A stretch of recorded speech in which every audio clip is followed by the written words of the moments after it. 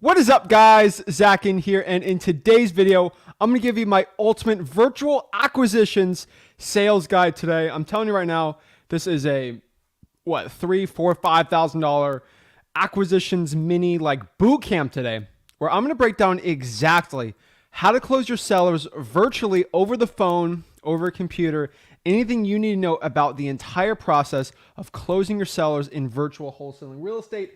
I'm excited today, guys. I'm going to share everything you need to know about how to become a king closer or a queen wholesaler in virtual acquisitions. We're going to break it all down today and show you how to close the sellers the right way for success. Before we do anything, before we break everything down, do me one huge favor and smash that like button, hit that subscribe button, comment below your questions, and of course, we're going to break down the stuff the gurus just won't tell you. We're going to break down my ultimate virtual acquisitions guide today. So without further ado, let's get it going. Let's get everyone excited, and it's wholesaling time. Woo!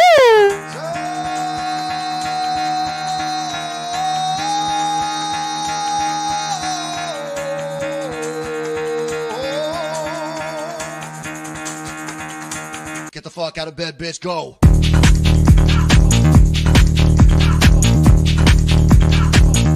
Get up and get the guy go on.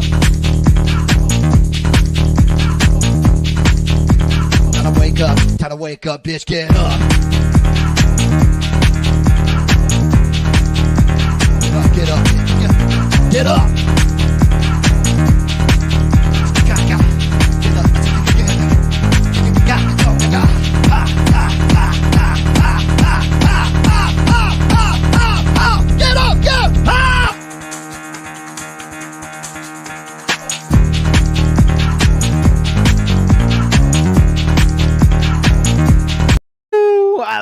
Guys, what is up? Zach Ginn here. We're going to be breaking down exactly my virtual wholesaling guide. I'm ready to go, guys. This is the stuff the gurus charge thousands of dollars, and I'm going to teach it absolutely for free today and break down the entire virtual wholesaling real estate process so you can know exactly the best way to get it. I'm excited. I'm ready to go. So without further ado, let's break down my virtual wholesaling acquisitions guide. Now, nothing too crazy here. We're just going to break down how to close your sellers over the phone. It's a tad of a different process than basically closing your sellers in person. A little bit different, but pretty much the nuts and bolts are pretty similar to a point. Use the same closing tactics. You just have to change your expectations a little bit to do it the right way. So let's kind of talk about, we're going to break down exactly how to go from a qualified seller to a signed contract and basically get the lowest price possible in virtual wholesaling real estate. That is basically the goal for today. Really remember, guys, when we're talking to our sellers, there's really 4 questions we have to ask ourselves and ask the sellers so we know what to say. This is the 4 pillars of wholesaling: motivation, condition, time frame, and price. We go over this basically all the time at freewholesaling.com, and that's kind of how we break it all down. Now, the conversation with the seller, it's a lot of people really overcomplicate things. Your conversation with a seller in virtual wholesaling is going to be more important because you're not really face-to-face. Body language isn't the biggest thing, which is, I guess, a big plus, but everyone thinks it's the biggest deal in the world. But really, it really comes down to tonality, speed. So tonality is the way the inflection in your voice when you're speaking to the seller, and then kind of the speed to a point. Speed's like how fast you're talking. You got to match the seller. Your posture to a point. If you're upright, you're going to sound a lot better. The timing of your words are going to be everything. Kind of when we talk about the closing lines here, it's going to help you out a lot here. The timing of the words are going to be important. The number one thing too, guys, don't blame your sellers regardless of what they say or think. I think that's one thing a lot of people really get overwhelmed with. If a seller says something mean to you, or they don't want to deal with you, or they don't want to deal with your cash offer, don't get upset at it. I mean, it's like fishing to a point. Sometimes you just don't catch fish, when you're at a spot and you go to another spot. It's like, baseball. Someone's throwing a pitch, you can swing on it, you don't. The last thing here in virtual wholesaling, a lot of sellers are going to bring up oh, Mr. Johnston, he's trying to buy my house too, and he said this, and that. Whatever. Guys, never attack or talk bad about your competition, regardless of what they say. And if your seller's asking, I would never talk bad. We're here to buy it. We're ready to go. So let me talk about some secrets to virtual wholesaling success. You must have a belief, guys. A belief is the mental acceptance of a statement in which you hold true. You guys have to believe in yourself, believe that you can actually give a cash offer to the seller, and believe that you and your partner can buy the property cash. When you do not have the belief that you can do this, you will not succeed in this business. You must have a belief in yourself that you can actually get it done and become successful. And most importantly, have a belief that you can actually buy this property for cash. So many people don't have this belief, and it's not good. So belief alone, although it's not enough to be great at sales, there's some other things too. All great salespeople, virtual wholesalers, acquisitions people, they must also have conviction. Conviction is an unwavering confidence in your belief. So your conviction will make up for your deficiencies. You have to have an unwavering confidence in your belief and the way that you can help someone out with you and your cash partner. This will be huge for your success. The person that cares the most about helping their sellers will be the buyer. I think this is one statement a lot of wholesalers out here, they know it, but they don't really implement it. And this is something I feel like a lot of virtual wholesalers, a lot of beginners in wholesaling real estate need to understand. But the more you care about the seller, the better chance you're going to get the deal. And pretty much the person who cares the most is going to help the seller out. If you care about the seller needs, you might offer him more. Might not be the best, biggest, baddest price, but it'll get you the deal. And that's sort of the point here. We want to help the sellers out. We want to help them in this transaction. We want to help them out with everything. But like, if you really look at everything from like a macro perspective, it all comes down to helping the seller with what they want and bringing it all down. That's it. That's really how you break it all down. So the person that cares the most about helping the sellers will be the buyer. That's 101 of the acquisitions. Everyone, a lot of people clicked on this video today thinking it's going to be the super sexy Wolf of Wall Street closing negotiation stuff. It's not, guys. It's not sexy to say this, but it's true. Helping people out, having empathy, and just giving an unwavering belief in yourself that you can help somebody and give a cash offer to them is how you're successful in wholesaling. I don't care what your favorite guru or auntie, uncle got to say about it. The best way to get a deal right now is to find someone who wants to sell a house, provide them a solution of a cash offer, selling it to a cash buyer, rich landlord, house flipper for a huge payday, and just repeat the process. That's how you become successful, guys. That is how you become successful in acquisitions, and that's the best way out here. So let's kind of break these down. So you have to care more about the seller's interest than you do. I feel like that's another problem a lot of people have in wholesaling. They care about their fee, basically how much their money they're going to make over what helps the seller out. I've seen so many people walk away from deals because they want to make an extra 20K when they could have already made 15, 10K and just help the seller out.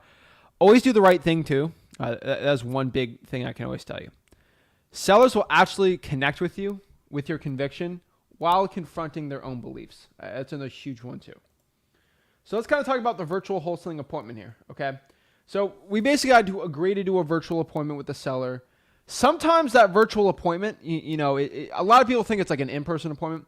That virtual appointment, it's sometimes a spur-of-the-moment decision to have that appointment or to get it done. You guys see me doing my lives where sometimes I'll just like get into the appointment like right there, just get the deal closed, get the seller price commitment, get a contract ready. One huge thing, like before we get into the closing, everything like that, you have to make sure all decision makers are at the property ready to go. And they're ready to make a decision on a yes or no on selling the house there. What I mean by all the decision makers, you got to make sure that if it's a wife, maybe the husband's there, everyone who actually has to sign the contract is there, or the people that all overall have to make that decision. A lot of people really get worked up on the concept of a virtual appointment. It's really not that complicated to a point. If you can actually go out here and say, hey, Mr. Seller, are you ready to make a yes or no decision on selling the property? Me and my partner are ready to buy it. That's it.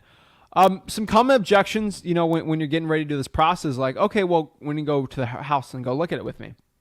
And that's when I get all the time. I was getting that kind of yesterday too on my Zillow for sale by owners, the live cold calls. And it's like, well, it's not really the way we do it. And you have to explain and bring those expectations up front with the seller if you want to close them virtually. See, the way we do it is we actually get the paperwork already done.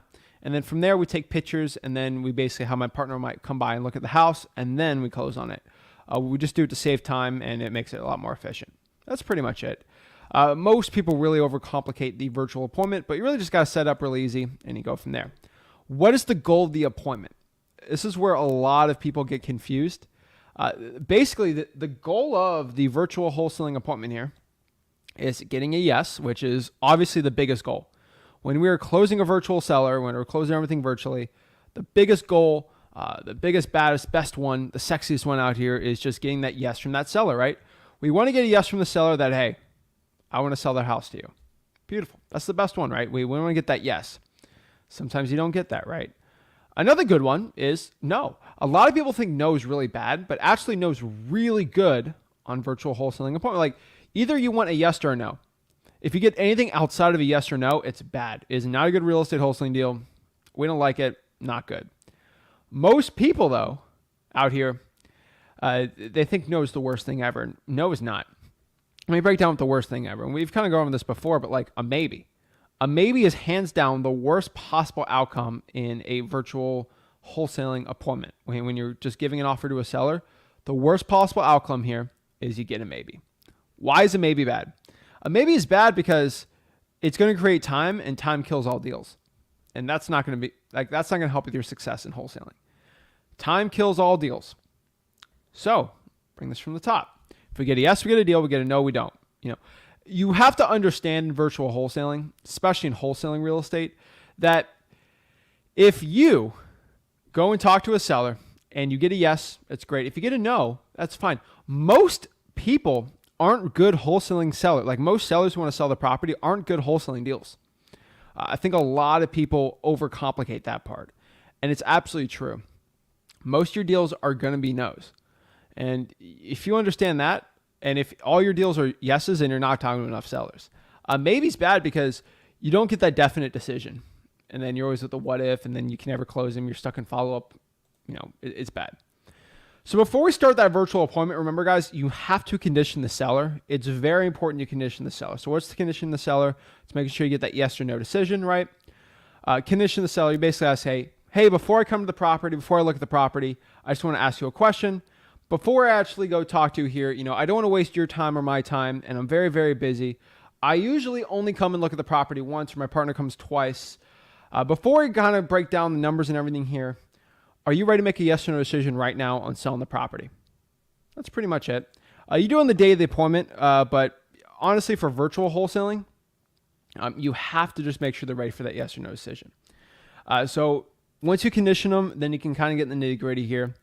Before I set up a virtual appointment with the seller, before I actually get into the offer and everything, the one thing I really love doing is comping the property. I feel like before you actually give an offer, you need to comp the house and basically find the MAO. Now, what is the MAO? MAO stands for the max allowable offer. That is basically the most you can offer a seller overall. So if I know my max allowable offer is $200,000, that means a cash buyer most likely, doing my calculations, will offer me probably around $200,000 for the house. So it means if I lock it up for $190,000, that means I can sell it for $200,000 and make $10,000 in profit. Pretty good. Not bad. Not some bad moolah, right? That sounds pretty good. A lot of people don't understand this concept, but if you comp the properties and get the MAOs, it makes it so much easier. There's so much less stress on that virtual appointment because you know exactly what to offer the seller. Once you know exactly what to offer the seller, it just gets so much easier, guys. Hands down, it's just going to help you become as successful as possible. So how do you calculate MAO? I'm going to give you a quick crash course, nothing crazy. But this is basically the formula, ARV minus repairs times 70% if your ARV for that house is under $120,000. See it right there? That's it. Really not that complicated. If your ARV is under $120,000, it's ARV minus repairs multiplied by 70%. I don't care what any of your knuckleheads in the comments wants to fight me on this. This is what actually works, okay? That's it. If you don't like it, then run your own business. But this is how I do it. This is how I find a lot of successful wholesalers out here. Most people, they do it the wrong way, and then they always lock it up for over what it's worth, and then they never make a lot of money or their margins really suck. And this is how I came up with this formula, and it works. Now, if your ARV, this is rough stuff too. This is updated to this week, okay? This is what my dispo team, when you're dispoing deals with us, www.flipbook.com/JV. when you're sending us deal, like this is how we're comping it too. ARV minus repairs multiplied by 80% if the ARV is between 120,000 to 240,000. Remember, guys, like this right here, this is stuff you have to pay thousands of dollars to go see this information. Just FYI, this is the stuff. And I'm giving it out for free. So make sure you smash that like button and subscribe. But basically, that's it for that one.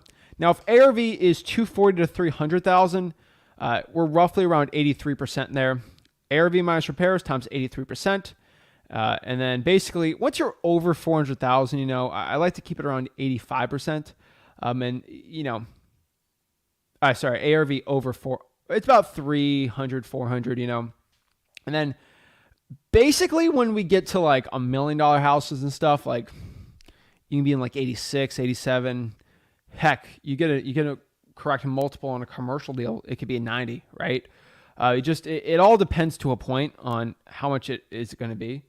But yeah, a lot of people, it's crazy, but yeah.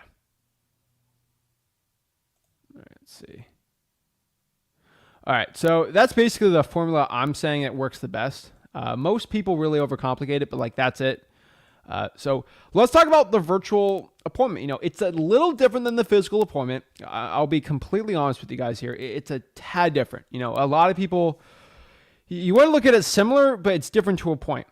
I have a lot of so I think one really important thing you guys do is I actually have a lot of recorded conversations in freewholesaling.com and me locking up sellers. Even mailingmastery.com, I actually have things locked up there, virtual wholesaling. I actually have a video under the real deal section or my acquisition section in freewholesaling.com where I literally lock up a $75,000 deal, all virtual. Wasn't even dealing with, like, seriously, it was crazy. And then I lock up these deals all virtually. And it's kind of back in the day when I was doing all the acquisitions myself, but the stuff's tried and true and it still works today.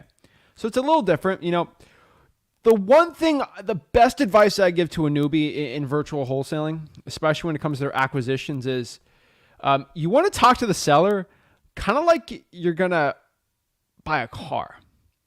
And I think a lot of people get very confused the way I talk like that. A lot of people think it's very weird that I say that, but there's a method to my madness. So you want to talk like you're buying a car to a seller because a lot of people get very anxiety ridden when it comes to the acquisitions process, closing a seller, especially virtual. And if you really put the stress out of that, a lot of the overthinking in your head, you're going to do fine. So I know all of my analysis paralysis overthinkers out here. We all love you. We all love you.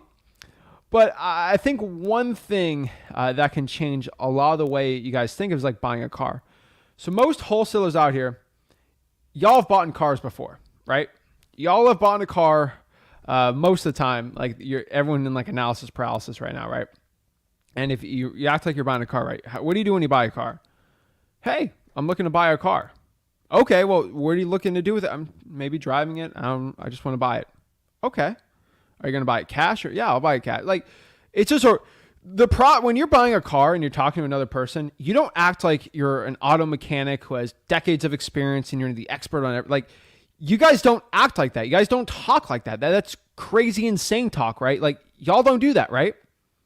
So why would you do that with your seller and act like you're an expert on everything? When I go buy a car, this is a big pet peeve I have with like virtual wholesaling gurus type people. Like they do this all the time. They're like, I need to talk to my financing department in the company. We're a big hedge fund investment firm at blah, blah, blah, blah, blah. Stupid. Okay. Stupid. Bop you on the head for that. Okay. Guys, act like you're just a regular Joe buying a house. You can connect with a seller a lot more doing that. And we can just buy a car to say, hey, I'm looking to buy your car. I'm looking to buy your house. What do? Like, you test drive it a little, you bump it a couple times, a little test drive, like nothing crazy, right? And just, hey, why are you looking to sell the car? Is there something wrong with the car? Like what's going on? It just, so many people overcomplicate it. If you just act like you're buying a car to a point and have a conversation like that, you really don't have to, when you talk really simple with it, it's going to be fine. You have to also explain your intentions too. I think that's one thing that's a tad different than like regular wholesaling real estate, but like explain your intentions, who you are, basically who and your partner are, what you're looking to do, and it'll help you a lot more. So hey, Miss Seller, this is Zach. Me and my partner looking to buy the property cash. Sometimes like even the live calls I got yesterday, it's like, why are you looking to buy the cash? Well, I don't know. We could either buy this as a rental, we could either flip the house. I don't know what me and my partner do. Basically, when we kind of look at everything, we make our decision there. Sometimes we just close on it and then we make a decision from there. But if it's a price that works for us and works for you, we're good to go. That's as complicated as you have to make it of who you are. I see so many people saying, this is Zach with Zach Home Solutions and me and my hedge fund partners on the investment firm and we're blah, blah, blah, blah, blah. You guys try to act like y'all are big shots. Come on. Okay. I'm a little different. I could say I own hundreds of rentals and I own a lot of stuff that's giving me passive income and all this real estate, and you all can look me up. Like, I can say that with a seller, but I don't really run acquisitions too much anymore. My acquisitions people can say that because it's technically they work for me, but you guys can't really get that right now, which is fine. No big deal. But if you just say you and your partner, I mean, your partner has the funds, everything like that. And the next question here, it's like, Zach, what if somebody asks for a proof of funds? Am I screwed? Am I done? Oh my God. People honestly think that getting a proof of funds is like the greatest thing in the world. I never get asked for proof of funds. Never. You guys saw me go live 2 hours yesterday, cold calling. And then the hour like before that last week, I got all these people on price commitments doing live cold calling. Did I get asked once the last 4 hours of live cold calling I did this month? The last 4 hours, cold call for 4 hours. Did I get asked once? Let's do hundreds of hours you've seen me on this channel. Live cold calling, no, unscripted, unedited. Did I ever get asked for a proof of funds once? No, never did. Not weird? No? Like, guys, so many people think this proof of fund thing, you get asked a proof of funds when you don't have confidence. That's it. Oh, Zach, well, I get asked proof. You get asked proof of funds, Johnny, because you don't act confident when you talk to a seller. When I talk to my seller, I talk with pure conviction, pure confidence, and experience. Now, the experience part's kind of harder for a lot of you. I get it. But to a point that confidence comes from me knowing I have a cash partner there. Heck, I was in Oregon. Like, I was cold calling the Oregon thing yesterday. Like, I don't have as much cash buyers in Oregon, but I was confident I can have a buyer there. Ready? That's it, guys. Making this business so complicated, it only hurts you. This business doesn't work unless you work. You have to have that confidence in your soul that you can help a seller out, and it's going to help you big time. Big pro tip I want to break down for everyone here. But basically actively hinting to the seller, this is a big like sales tip I give to everyone, actively hinting in the conversation with the seller, saying things like, hey, when I buy the house, we're going to do a lot of work here. What's the rental here? What's the cap rate? You can get really advanced if you like really want to, but like just having those like little conversations with the seller, it's actually going to help a lot. Condition the seller, condition their minds that we are the buyer. We're here to help you out. We're ready to buy this thing cash. It's actually going to help a lot, guys. That's a big pro tip I give to you. Now, we're getting the conversation. We're talking to the seller. We're ready to go into the sales process. Like, hey, Mr. Seller, after looking at everything, me and my partner, we'd like to buy this house. How much are you looking to sell the property for? Or how much do you need to get rid of the property for? Like, how much do you need to sell it for? So these are the different type of closing tactics out here in wholesaling real estate. I think a lot of people overcomplicate it, like I've said before, but these are basically them. So like number one is the low ball. The low ball is personally not my favorite one, but it is a strategy that technically could work. Sometimes it works, sometimes it doesn't. A lot of people get burned from this tactic because they don't know what they're doing more or less. But the low ball, you just low ball the seller. Like, hey, let's say the MAO is $200,000. Mr. Seller, would you take $130,000 for the house? No. And then the low ball never works really, because you don't really have a logic with it. I think that's a big problem I see a lot is like you don't add in the logic with the seller, and that's just it ain't gonna be good. So you want to add a different element. You can get that low ball. It's not my favorite. Good cop, bad cop's one that I've been teaching a lot lately, and it works really, really well. This is basically using your partner's leverage to get the lowest price possible on the deal. For example, Mr. Seller, I was talking to my partner Rick here, and he was looking at it, and I think he just texted me here. I think he wants to be around $140,000 on the house. Then you say that? Shut up. Don't say anything else. Guess what happens? You're going to see their reaction to that. And basically, their reaction to that is how you were going to react on it. 140 is a little low, Zach. I didn't offer 140. Hey, I did. That's what he was saying. He's cuckoo. He's cuckoo. He wants everything low.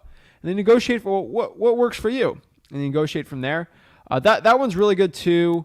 You can use like the $1 method too. So this is kind of the next one, the volley method too. So Rick's really good at this. This one works really well too. This is the king of cringe, the king of awkwardness. This is more or less the way to do it the right way.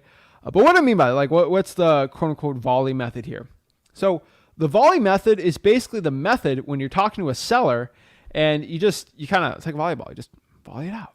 Volley it out. What do you mean by this, Zach? Well, let's break down. Let's have a live combo like this. Hey, Mr. Seller, I was looking at this. Seems like a good property. This seems like a nice one. Why are you looking to sell it? They blah, blah, blah. Explain to seller. We're getting in the conversation, we're looking to buy it. Mr. Seller, are you ready to make a decision on selling the property? Yes. So you can make a decision today on selling it. Okay. If we're buying this all cash and we close in 14 days, you can sell it because of, insert their motivation. What number works for you? Where just no nonsense. We buy cash. We're ready to go. Shut up. Let them say something. And this is when they say, I don't know, Zach. I don't know. I don't know how much this thing could possibly be worth. My favorite's when they say that because I know they're lying when they say that. Okay. Because they heard something in an Art of the Deal book or something. They don't say the price first, right? So basically how I kind of combat them with this is like, okay, Mr. Seller. So you have no idea how much the property's worth? No.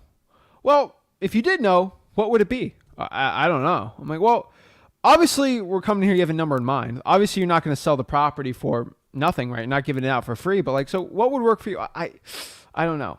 Well, in a perfect world, what would work for you? I don't know. What would work for you, Mr. Seller? I'm just curious about it. What's your offer, Zach? I'm just trying to gauge where you're at on this. You keep volleying. Usually when you volley 4 or 5 times, you're going to get the price from the seller. You can also do the other one, like the seller first method, where you just ask the seller what they want to sell first, kind of like I said before, except the seller does give you a price first. You can even use the dollar method. I actually like the dollar method. I think the dollar method actually works really, really well. What is the dollar bill method? You basically ask the seller. These are all different you can't use all of them at once, but you can kind of put them in your repertoire of virtual wholesaling acquisitions. This is Mr. So you have no idea how much you want to sell the house for? No, I have no idea, Zach. Well, you got to do this with a laugh because I've kind of done this before. Some no nonsense people don't like this, but it works for a lot of people. Maybe you have some rapport with Mr. Seller. See, I'm laughing there. Mr. Seller, would you take $1 for the house? And just, you see how that little fake laugh? Because obviously I'm a world-class actor, but number 2 here is the reason I'm saying this is because they're not going to sell the house for $1. That's utterly comical. Makes no sense. Why would anyone do that, right? But he's not going to sell it for $1. But technically my offer here was $1, so they got to counter. If they say no, I'm going to sign the contract for $1, which obviously I won't do. But I wouldn't sell for $1. Well, that means you probably, what price? Not $1. Well, $2? No, not $2. $3? $4? What? $10,000?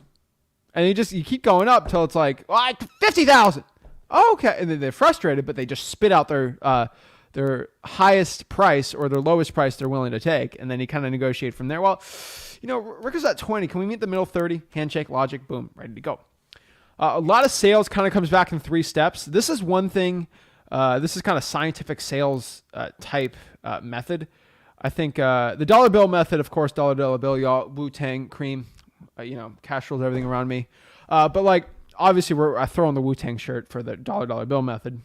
Hopefully everyone can catch my drift on that one. I think some of the people know what I'm talking about. But what I can tell you with this method is all right. Let's pull the curtains down. Let's get serious here. You're talking to me one-on-one right now. Let me tell you something right now that costs thousands of dollars to learn that you won't even get at these huge guru bootcamp seminars I just give for free. No one in wholesaling ever talks about this when it comes to acquisitions. This is something I always tell my team. And this is the 3 stages of selling, especially in wholesaling real estate. There's 3 stages. I'm talking one-on-one. This is the stuff no one else talks about. Guru's going to steal this, but I don't care. There's 3 stages to selling. I read a lot of sales books. This is it. There's 3 stages to selling scientifically, psychologically, in people and human beings' brains. This is a quick tip that's made me thousands and thousands and thousands of dollars. The way you're selling your seller in virtual wholesaling can be completely wrong. There's 3 ways to sell a deal. Three stages. Number 1 is logic. Number 2 is fear. Number 1's emotion. Number 2 is logic. Number 3 is fear. That is the method of selling a virtual wholesaling deal. So number 1, emotion. Number 2, logic. Number 3, fear. It is in that process. So number 1, most people, first sales thing is emotion. You got to give them emotionally. Emotionally, get rid of the property, sell it. I want to get rid of the stress. That's where most sellers are, motivated sellers are. Number 2 here, logic. If you can't sell a seller on your cash offer with emotions, why they're not agreeing to sign right now is because of logic or fear. You got to go through the process. Most people are on emotion, so you got to sell off emotion first. If emotion's not working, you got to go on to logic. How do you sell in logic? This is the thing that most people in wholesaling can't grasp or can't understand. Some sellers are purely logical, and you can put emotions with it and get the deal sold. So how do you do this with logic? The meeting in the middle is the most logical way to sell a wholesaling real estate deal. So your logic could be really good for you and maybe not good for a seller. I mean, logic's kind of an opinion to a point. So if someone wants to sell at 50 and you want to buy it for 20, let's say the deal is a deal at $50,000 and the seller wants to sell for 50, and you could put whatever. If I say I want to buy this thing for 10, if you meet in the middle, you're at 30, you have the advantage on the deal, but you're meeting in the middle, quote unquote, because your offer is so low that you use logic, emotionally, like you logically sold the seller there. Beautiful. You met in the middle. You sold it on logic. Now, the last and most important part. If you can't sell someone on emotion, which is just getting rid of the property cash offer, or logic, you have to throw in the Hail Mary. Where's the Hail Mary? Where's the Kobe shot? What is it? This is fear. Now, fear is the one I probably close 5% of my sellers on. It is definitely an 80, I would probably say 80-10-5 split. I sell a lot of my deals. So 80% of the deals are pretty much emotion, 10% are on logic. 12, I'd say, 12% on logic, and then 3 to 5% on fear. And what is fear? Fear is basically like, okay, well, I can buy this thing for $40,000. $40,000 doesn't work for me. That's not logical to me, and I'm not emotional on it. Like they're saying the keywords on there. Well, you just go in fear. Well, you know what, Mr. Seller? You already said you're ready to make a yes or no decision, so I'm going to need an answer. I can give you an answer today. This is really when that fear comes in. Like, okay, well, me and my partner we're gonna call some other people about buying houses. We only have, let's say, $400,000 to buy and renovate a property, and I'm looking to buy this thing for $250,000. I gotta put my renovation. It's gonna cost me a lot of money. I'm gonna give you this offer. It is good for the next 12 hours. Okay, you need to call me by 10 a.m. tomorrow on a yes or no decision, or I'll probably just gonna buy another house by tomorrow. I have all these calls. I don't need to buy this house. You let me know. Or 24 hours or whatever. That installs fear. The only way to install fear is kind of make that ultimatum, put a time deadline. Sometimes the seller doesn't sell. It sucks, but it's true. Sometimes the seller just doesn't sell from that. Not good. Not my favorite, but that is a method out there. And it sucks when the seller says no to that, but that is the best way to close. So many people don't understand how that works, but in my personal opinion, that is the way to sell these deals. You either sell it through emotion, logic, or fear. No one ever talks about that, and I just don't care anymore. These gurus really drive me so crazy. That I just gotta destroy them. It's the only way I can do it. That is the only way. It's just funny. But seller first method is really good. Quick FYI, these are 2 words you should never say on your virtual wholesaling appointments. These are the word investor. Use the word cash buyer instead. Number 2 is contract. Don't say that word. Say paperwork instead. I'm telling you, you'll get a lot more better results. So here's the last part here. This is basically agreeing on the price and signing the contract. So what I mean by this. So basically make sure you agree on the price. So if you agree on a price with the seller for virtual wholesaling, you need to stay on the phone with that seller and have them and then you send over the agreement via an e-signing service. Let's see if you guys. I said stay on the phone until they sign. Okay, you stay on the phone. You do not get off that phone until they sign that contract. What is the number one issue I have in virtual wholesaling when people give me complaints? They say something bad in the group, in the mastermind group. That a lot of the complaints I get. Oh, I sent the contract and I never got it signed. Of course, dummy. If you give somebody a contract and they're just going to read it, they're going to overcomplicate it, and they're going to have objections. Once somebody has an objection when they're reading that contract and you're not present, that unheard objection, that undone objection is going to be the biggest thing that's going to kill the deal. If there is an objection and you don't answer it, that deal is dead. And when someone's reading a contract by themselves and they have a question of what's an inspection period, this person's trying to screw me, because no one's over doing their inspection period, or no one's like answering that, overcoming that objection. Deal's dead. That's why a lot of deals die when you just send the contract over and you don't stay on the phone. That's why you need to stay on the phone with your sellers. Stay on the phone until they sign. Another big thing about that is, like, if you stay on the phone until they sign, they're kind of like annoyed. So one analogy I gotta tell you on this is like being a kid. So remember you're like 10 or 11 years old and you were in your room and you had a really messy room. I think most kids 10 or 11 had really messy rooms, right? What would you do if your mom came up to you during dinner or whatever and she said, Zach, you need to clean your room? I'll be like, okay. What are you gonna do as a 10, 11-year-old kid? Just one out one ear, out the other, right? And you're not gonna clean the room, right? Like, because you heard at dinner, it's nighttime, hang out with my friends, maybe playing Fortnite. I don't know what the kids do now, but you're gonna do that, right? Now, what are you gonna do instead? If you're eating dinner, you're going playing your video games in your room, and your mom goes in the room and she says, you need to clean up your room right now. Okay, that's a little more, and then she leaves. You might do it a little, but like, you're not going to, you might procrastinate, and 50-50 at 10, 11. I think the parents who have 10, 11-year-olds understand that's how kids are most of the time. Even me when I was 10, right? But if my mom came in, she said, you need to clean up your room right now, or I'm not leaving. And now it's awkward. She brings in a chair. She's like, you're not leaving until, I'm not leaving this room until you're out. And like, your friends are on the game and you want to play your video. I'm like, shoot, I want to eat dinner. I want to get out of here. If your mom's just staying in the room, this is awkward. Okay, I'm just cleaning the room to get you out of here.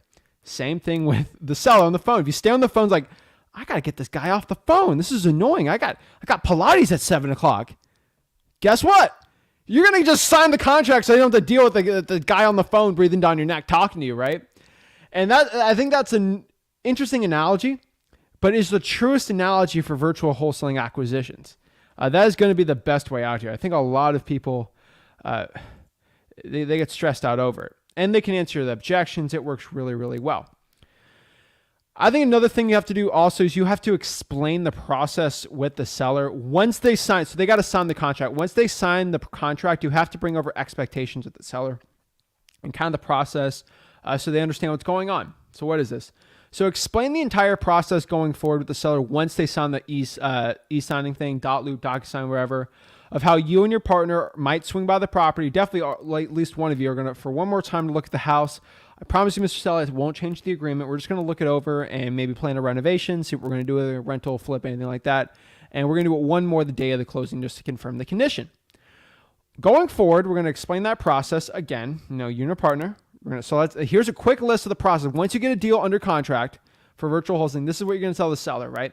You and your partner are going to swing by the property one more time. Won't change anything on the property. We're going to look it over and plan our renovations. Number 2, somebody will come by and take pictures of the property. Probably my photographer. You just wants to go take pictures, make it all pretty. So if we're going to get renovations, I can give the pictures to them so they don't bother you, right? Last but not least, this is just for the seller. This doesn't even help anything, but this just makes the seller more at ease. We are going to send, so Mr. Seller, we're going to send the information over to the title company. We're going to grab it and we're going to give it to them as soon as possible. Just to understand, the title company is going to be calling you, asking you questions, information. You can call them too if you want. They're going to ask you things. This gets the seller excited, right? They're going to ask you some bank account information. So they want to know where they can send it, check, wire, anything. They want to just figure out how to get you paid. That's what the seller really cares about. So when you ask that you're going to come by and look at the house, that gets them upset. But if you kind of explain that we got to get your information to know how you get paid, they love it. They get excited, right? So it kind of, neutralizes that to a point. It's really fun. So that's basically it. That's my virtual acquisition sales system, more or less, of how I close these deals. I think if you just go out here and have a simple conversation and you try to help a seller out and you kind of say these lines the right way, you're gonna be successful. So many people overcomplicate this. If you just do that, you'll be good. So guys, that is my sales type system today. Let me know if you got any value from this. Let me know if, make sure you bring the $3,000 credit card to Guru Industries for me on that one. But yeah, I'm excited. So let me see any specific questions on this, and we might be able to start getting the one-on-ones. And yeah, what's up, guys? Hopefully everyone's doing a good thing. Having a great day today.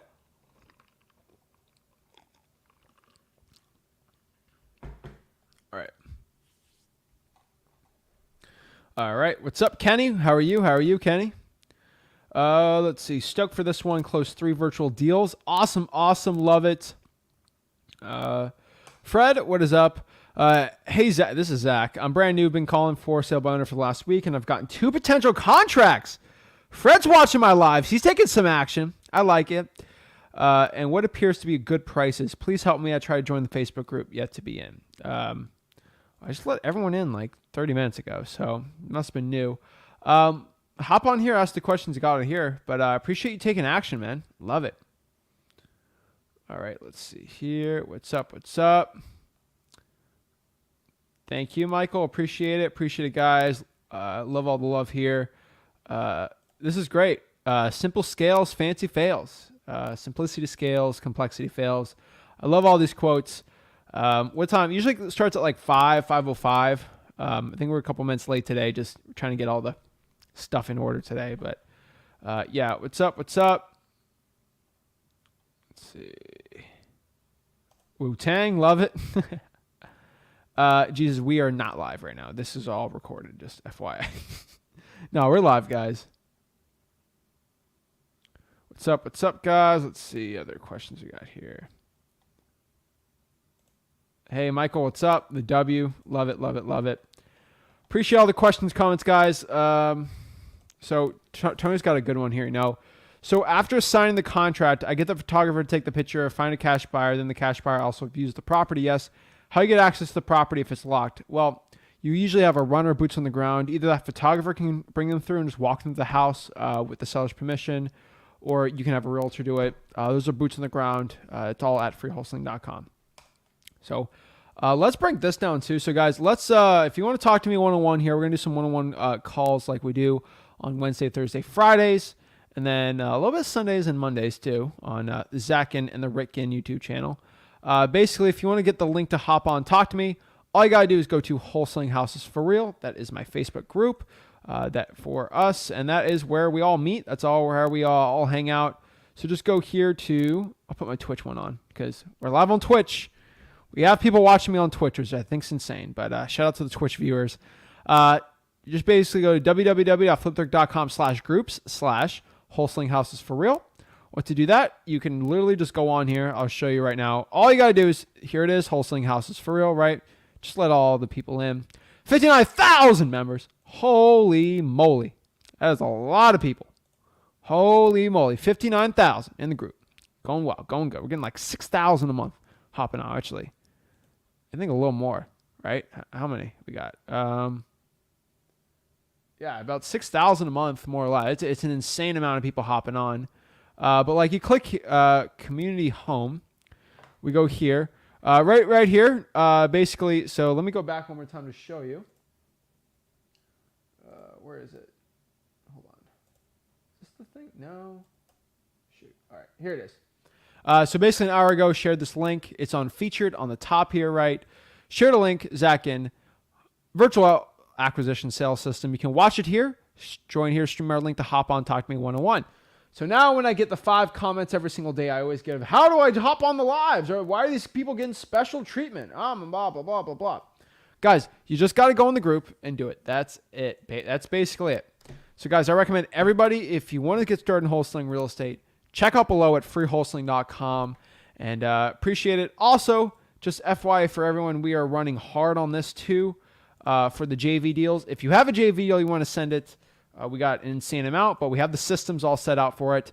Just go to www.flipwithrick.com/JV with me, and you can send me your JV deals, and we can dispo them for you, and we can both make some money. So FYI, that is it. So let's kind of break down exactly all questions we got. So number one, we got Raymond. Raymond, what is up? What's going on, Zach? I'm blessed, man. Every day above ground's an amazing day. Man, I'm back. So I'm back and I'm nervous. So I did some reverse driving for dollars this weekend, as you recommended last week. I've gotten a couple leads. I actually have one in particular that I could get under contract. The issue is she wants like a 5-day close. Okay. And I don't have a deal. I have not done any deals, so I don't have any sellers. I don't know how to work this. She was like, well, I mean, I might be willing to do like 15 days. I've run by and I've looked at the property myself, but like I'm not an inspector, so I don't even necessarily know like what I'm looking at. I do know that the numbers work very well. Okay. So I guess what I'm trying to figure out is like, is there a way to kind of navigate this 5-day close situation? Dude, I've done, here's the thing, I've done over 1,000 wholesaling deals, trying to get 2,000. I doing thousands of deals and dealing with thousands of y'all's deals. The coolest part about it is it all kind of comes down to the same thing. Like, people ask the same objections, everything. So this is a common one I actually get. Oh, I need to close in 5 days. I have 2 responses to this, okay? And I think you know which one is probably going to be best for you. Number one, and I talk about this in the free wholesaling, but like not too much. This is why I love asking the questions, because this is a real example. Number one, I'll close in your deal in 5 days. Personally, me, I always say this. But you're going to have to be at this price, which is like stupid. Like I'm going to make like 90 grand, okay? Okay, I'll just close on that. Like if I'm going to make 90K, but like most people aren't willing to go that low. Right. Here's the problem, Mr. Seller. I'm just going to say it like I'm saying live. You know, like I'm just going stress, right? We can close in 5 days, but really it's most likely going to be at least 20 to 30 because we're going to have to run the title. You know, how long is the seller on the house, right? You're going to have to run the title. I have to get title insurance when I buy the house. That's it. And I'm paying the title fees. So they're going to probably be 20 to 30 days out. That's it. Right? Okay. And then my partner has to go buy it. Like, you know, he won't be available for like a week or 2, right? Because he's out, whatever. You know, that's the way it was explained. It's like, hey, I have to get title insurance on the property, and we have to set up everything like that, and then after my partner come by, we can do them around 30 days. Okay. That's it. So here's the other piece. I guess I should have mentioned this first. So it's through a realtor. I don't think she's a licensed realtor though. I think she is an off-market, essentially a wholesaler. But she accidentally sent me something, and it looks like maybe she works through Open Door. Yeah, probably. Maybe as an independent contractor. Oh, well, Open Door's got a lot like weird stuff going on. So they have Open Door contractors all the time. They're not realtors. You should ask the person. Okay. Once they lie, it's a bad thing. Yeah, no, I think that's what I got from her is that she's a contractor. So that means nothing to me in this situation. Not really. Is she the owner? No, she's in direct contact with the owner. She's working on behalf of the owner. I really feel like you're not talking to the owner? No, I have not talked to the owner. I've only talked to her. Well, that's red flag number 1. You need to talk to the owner. Why? Just say, I want to talk to the actual owner. I want to talk to the decision maker. Okay. Her name's Cheryl. Like Cheryl. Like, do you own the house? No, I want to talk to the person who owns the house. Okay. Are you a realtor? Are you listing it? How do you get in contact with her? Do you just text her or something? No, I did. So this was a reverse driving for dollars lead. So I posted. She called me today.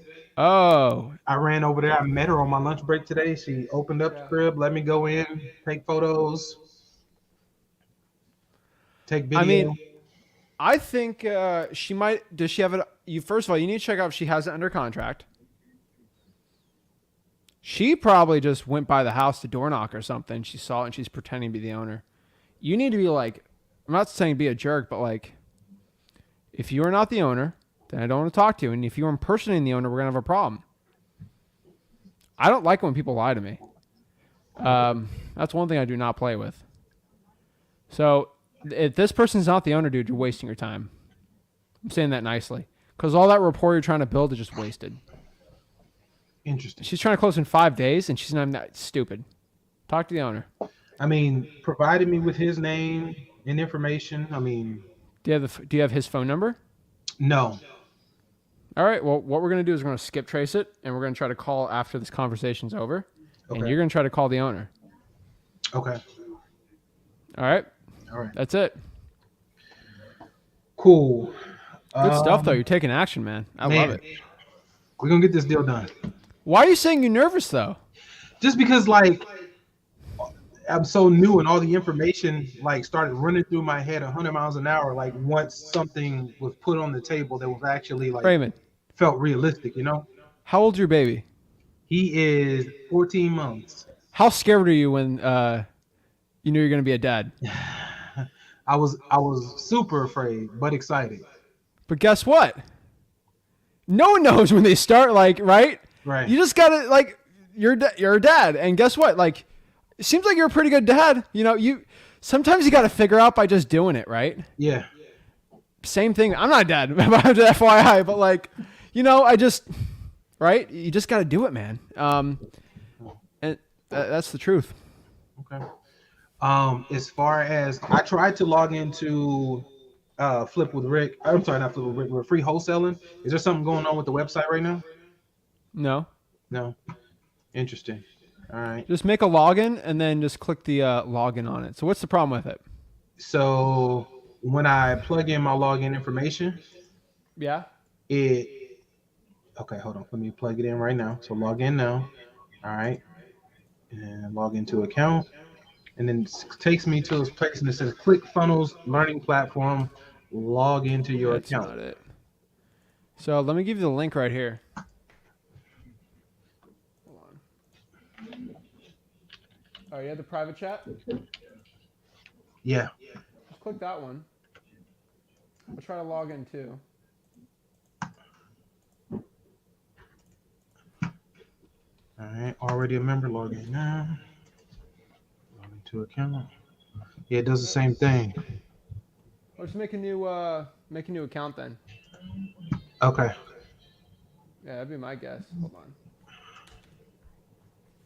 I'm just gonna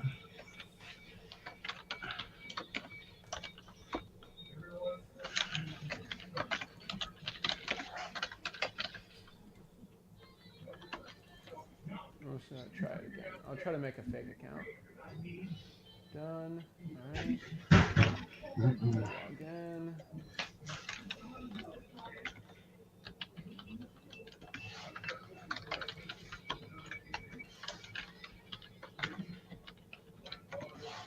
Let me go look and I'll check it out.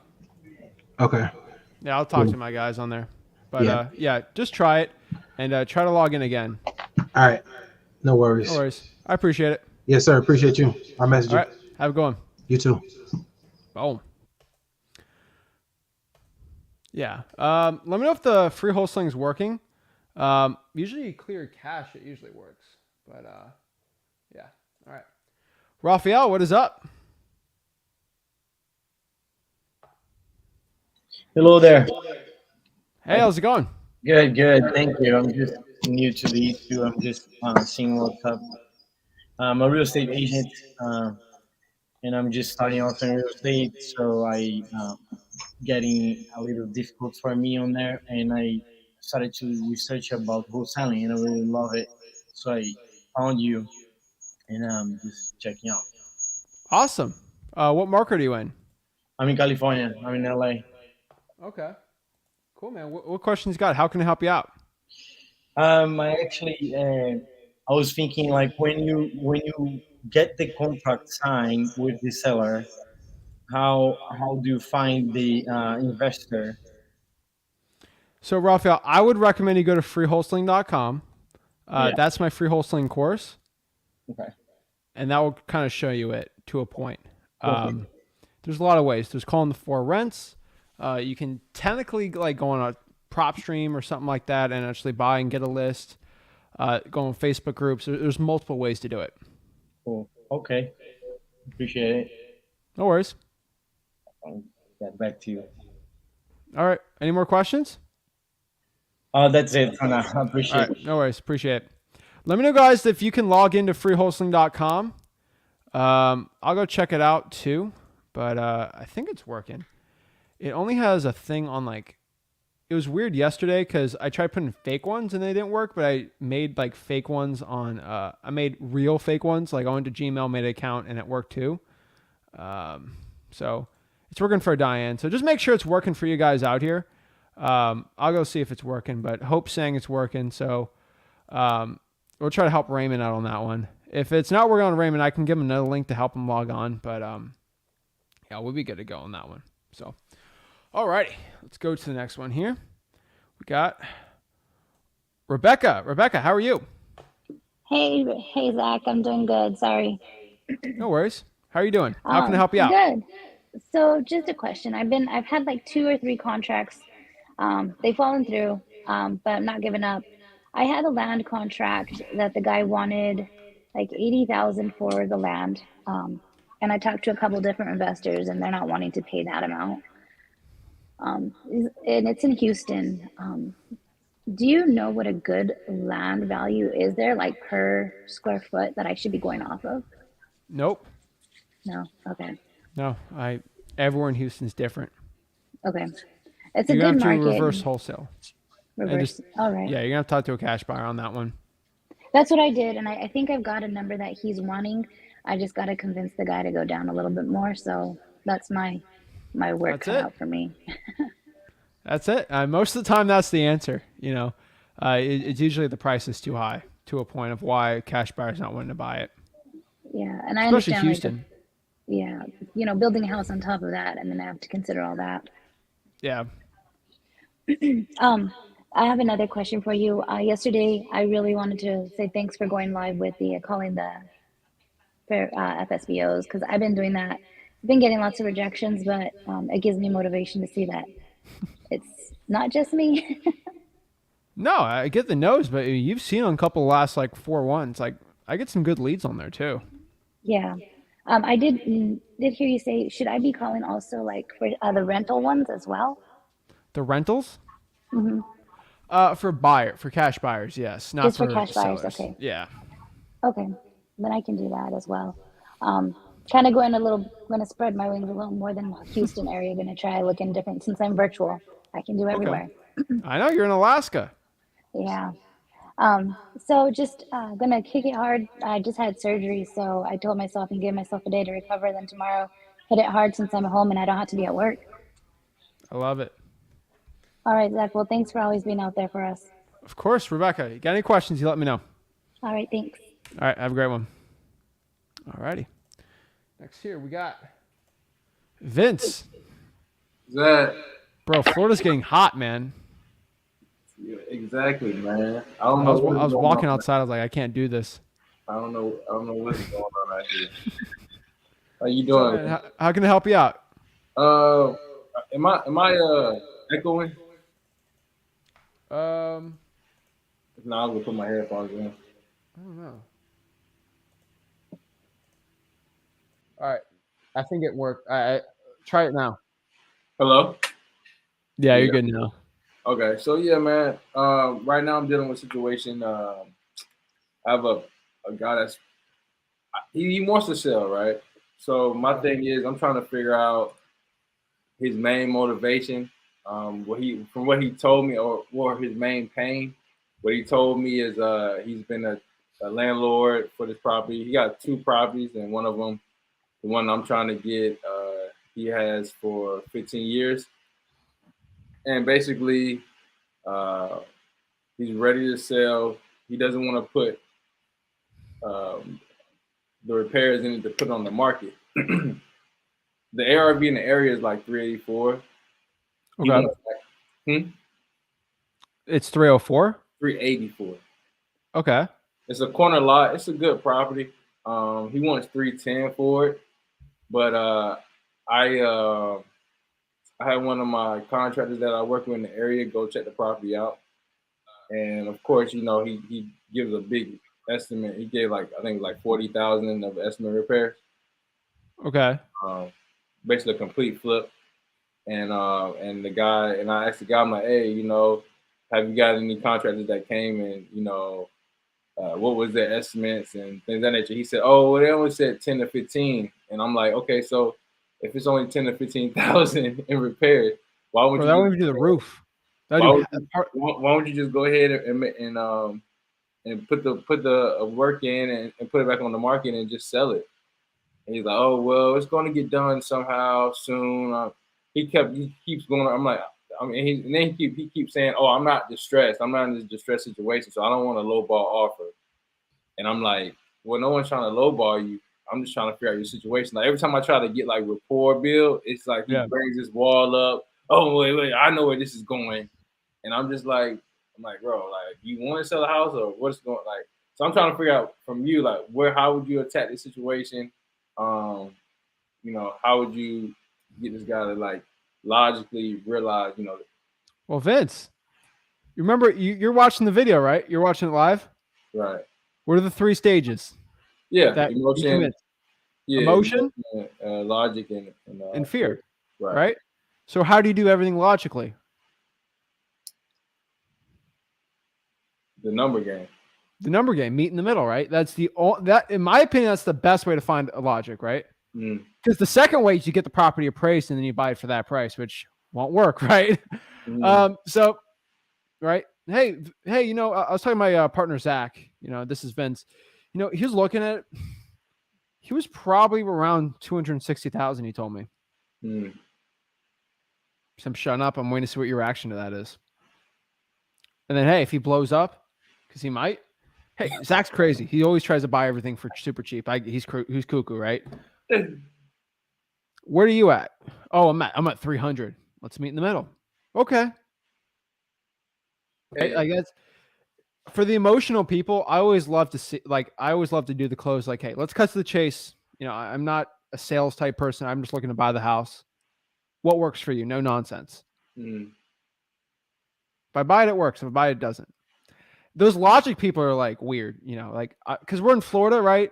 A lot of New Yorkers here, they're all like that. So I'm really used to it where I'm at. Where I'm at, the Mets have their minor league teams, all the New Yorkers, they love moving here. So I'm used to it, man. Those sellers are to a point. You just got to use the number. It's all the numbers game with them. Yeah. There's no rapport build. There is some rapport, but it's just a lot harder. Well, I know the guy. I know he's getting people that's talking to him. So he's picking up when I text him, call him. So I'm like, it's the reason he's dealing with me. And I'm like, hey.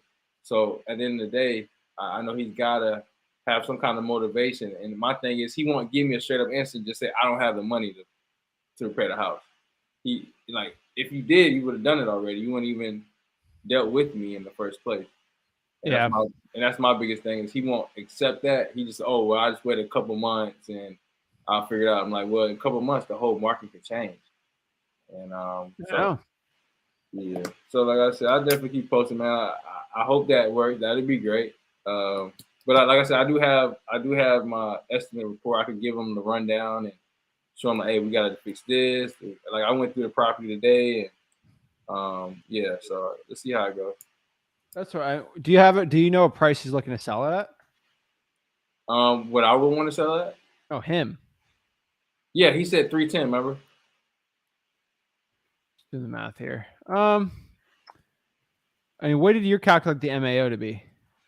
For him, 290. Yeah. Well, after repairs, around 290, 280. Yeah, I have 290. I have 292, and I was just trying to be generous on it.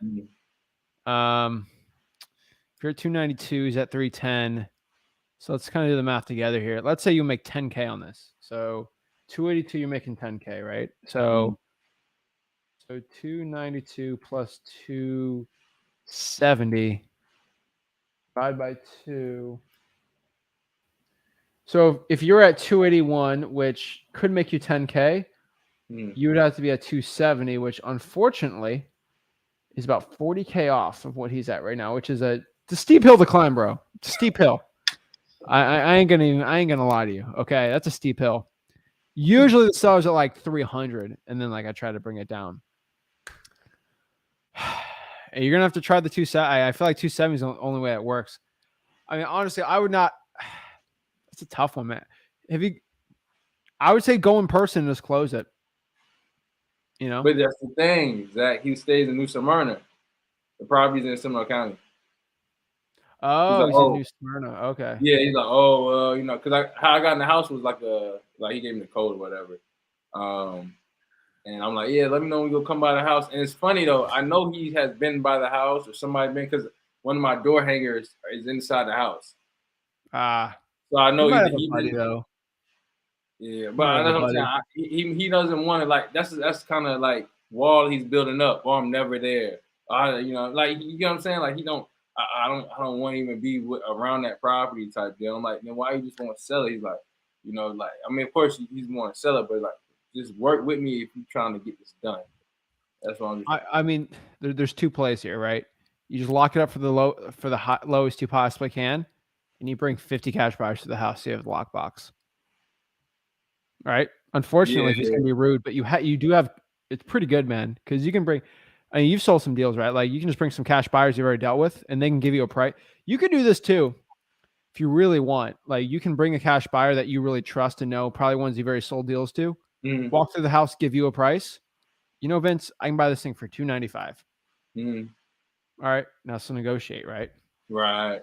Personally, me, I don't care what a cash buyer tells me. I'm just going to lock it up for the lowest price I possibly can. If it's 285, it's 280, 270, heck, 250. That's how I'm going to figure it out. That's real. So that's what I do. That's what I was thinking, like 280. See if I can get them there and be like, hey. I knew a tighter deal if I have the access to a lockbox. That helps so much. I usually get an extra 10% because I get extra buyers on there. Yeah. You play the game. If a seller's living in the house, you only have like two to three like walkthroughs. People just come in the house. You have 20, right? Mm-hmm. The only person that's going to complain is the neighbor. That's real. And just to piggyback on what you said about I actually lost a deal, man, like a couple of weeks ago. Well, I lost 2 deals, and it was solely because it hurt me. It hurt my heart, man. I lost like it was at least 25K.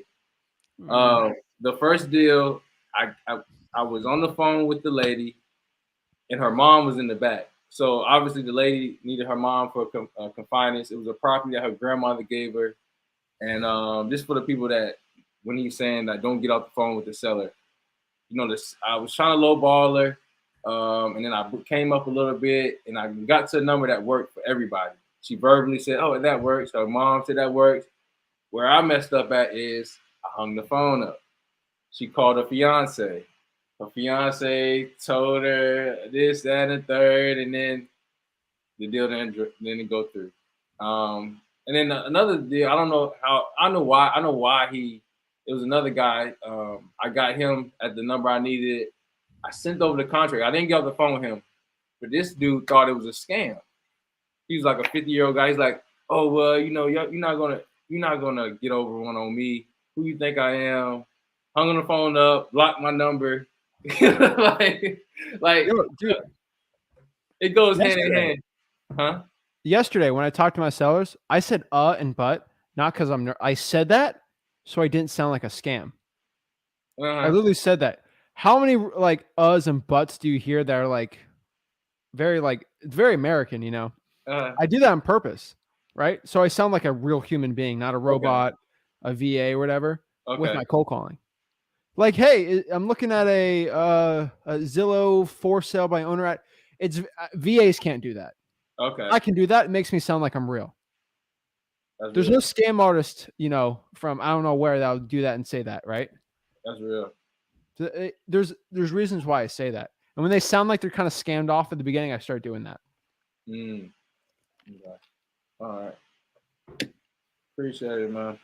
Oh yeah. I say this stuff not so I feel good. I do it to help you because I wish I said that before, but like, dude, it's true. Stay on the phone, man. Yeah, Yeah, man. It's expensive pain. It is. You learned the lesson. You either heard it from me or you had to deal with it yourself. And unfortunately, you had to deal with it yourself. That's fine. It's fine. I can only tell you not to go put your foot on hot lava, but until you do it, then you're not going to do it anymore. Unfortunately, you had to do it. So, for sure. All right, man. Thank you so much. All right. have a good one, man. Yep. Take it. Guys, when you hear me say something, I don't say it just to make myself feel good or like I'm here. Like I like myself talking. Actually, I hear myself talking sometimes in these videos. But you got to understand when I tell you, hey, this is a rule, condition the seller. When I tell you why you got to condition the seller is because if you don't condition the seller, you're going to lose the deal and they're going to be upset. The hot stove. Hey, don't put your hand on the hot stove. Hot stove on the hand. Okay, never again. Sometimes you guys got to deal with it. Drives me crazy, but I think that's one thing you got to understand. But yeah, I strategically. So it depends. Like when I get in like the selling, I don't do that at all. But like in the beginning, you're going to hear me say that on some of the live cold calls because Zillow 4 sub owners think I'm kind of a scam. VAs can't do that. And I did it, like I said before. One thing I want to understand, guys, is like when I say before that it's your tonality and the way you say the words. It's very important when I was starting out. So yeah. Justice. Oh, what's up, Zach? Hey, thanks for taking my call. Awesome. Not too much. How are you? I was actually, yeah. I saw you on the one-on-ones backstage at the gym. Oh, what do you work out today? Sick. All right. So hey, let me just run you through. So I've been doing this for about a week or so now.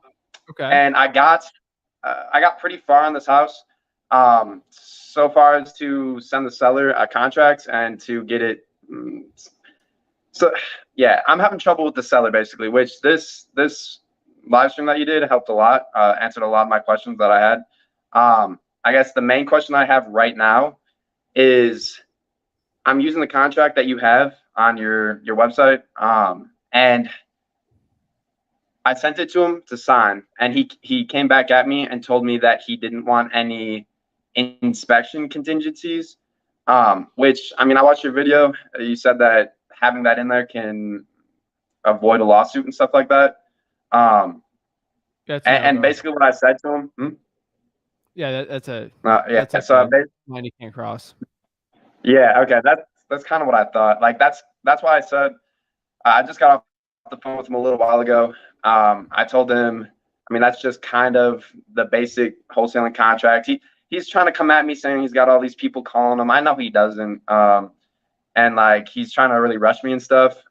Just trying to kind of push me into a deal that I feel like it's common sense as I'm talking it out, but yeah, he's just kind of trying to push me into that.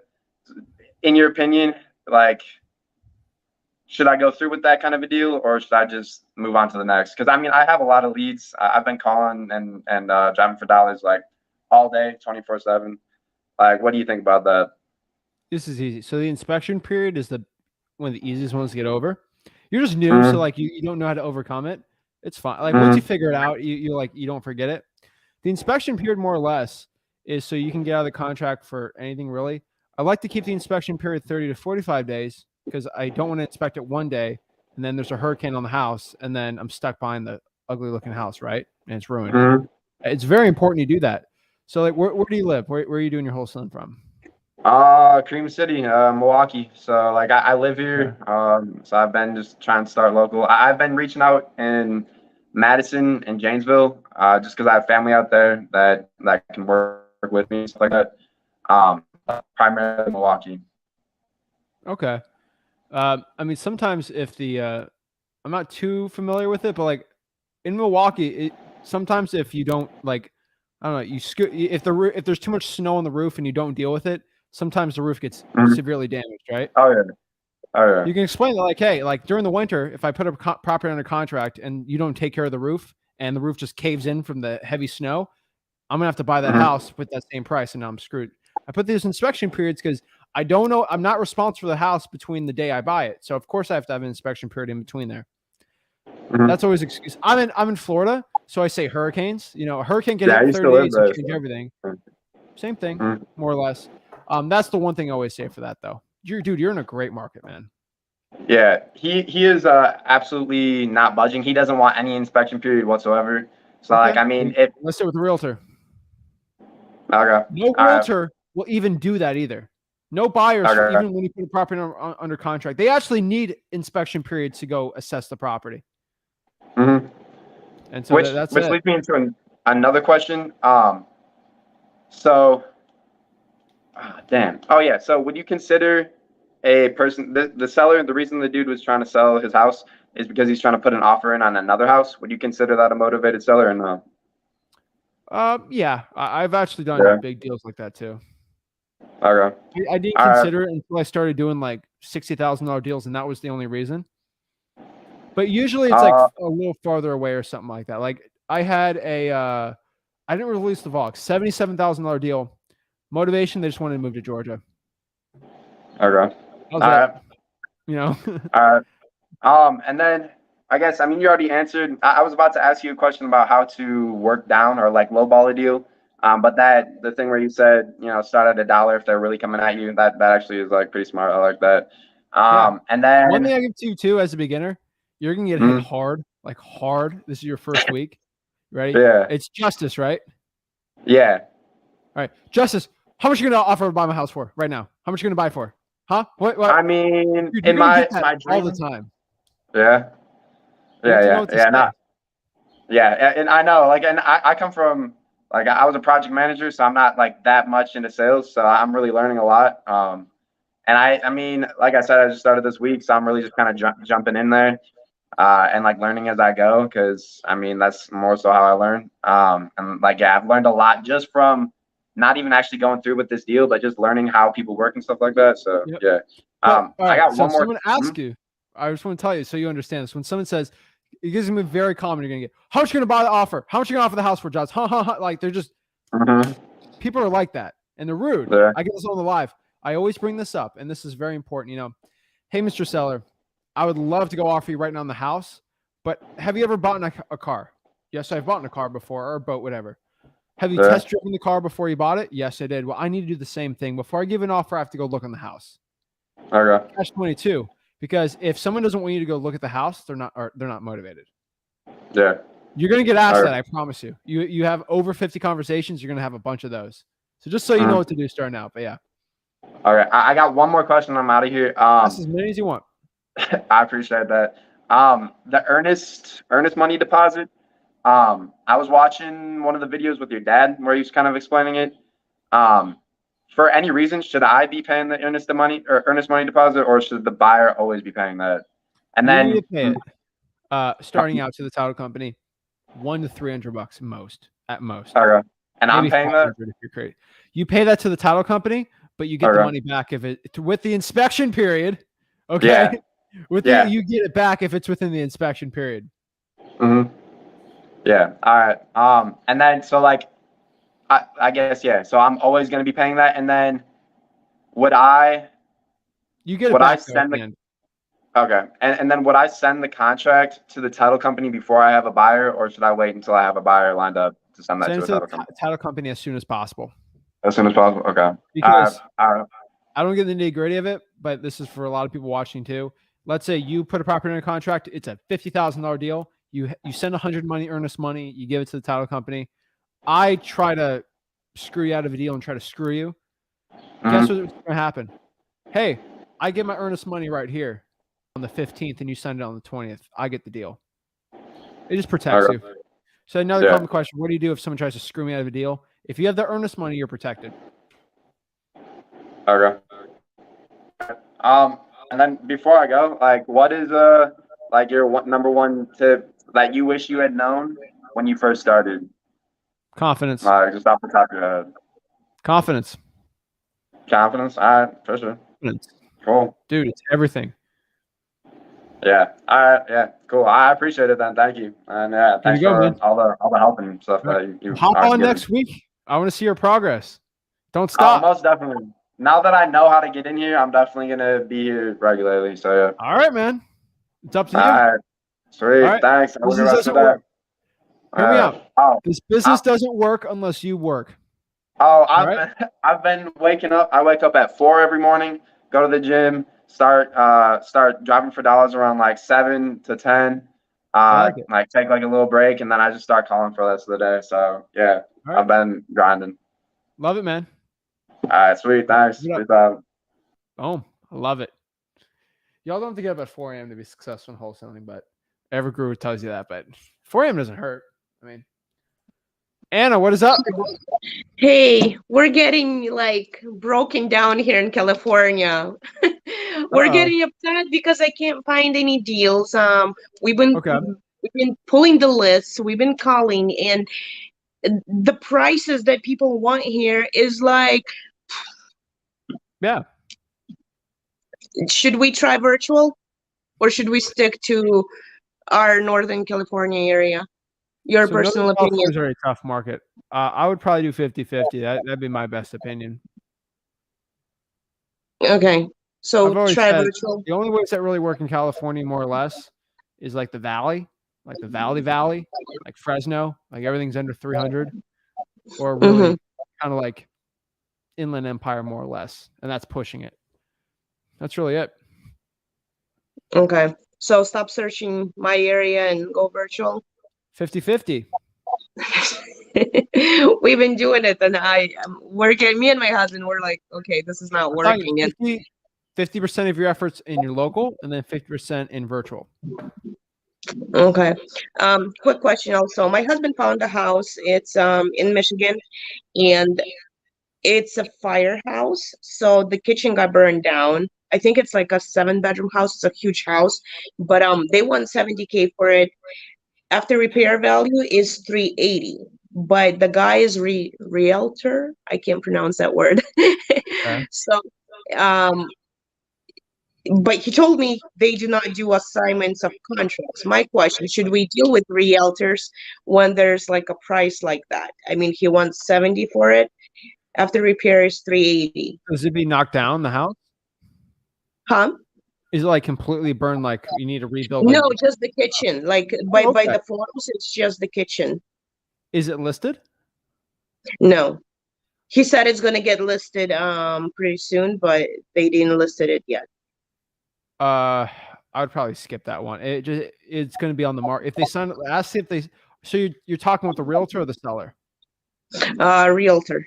I spoke with the guy who. Huh? Oh, skip I would it. honestly Okay. skip it. You can have a conversation, act like it's on market, and then basically offer 50,000, and he gets both sides of the commission. Michigan, wait. Let me look this up. Hold on. Michigan Tree Oaks to be in particular.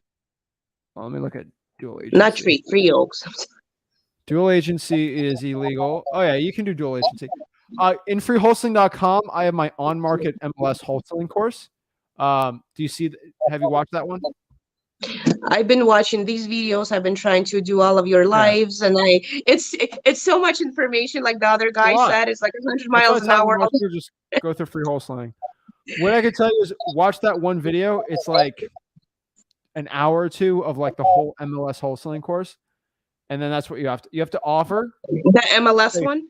Yeah. So offer 75% off the listing, which is $70K, and which probably most likely be 50, and then give them 6% commission, and then double close it. That's the only way I could ever imagine it working.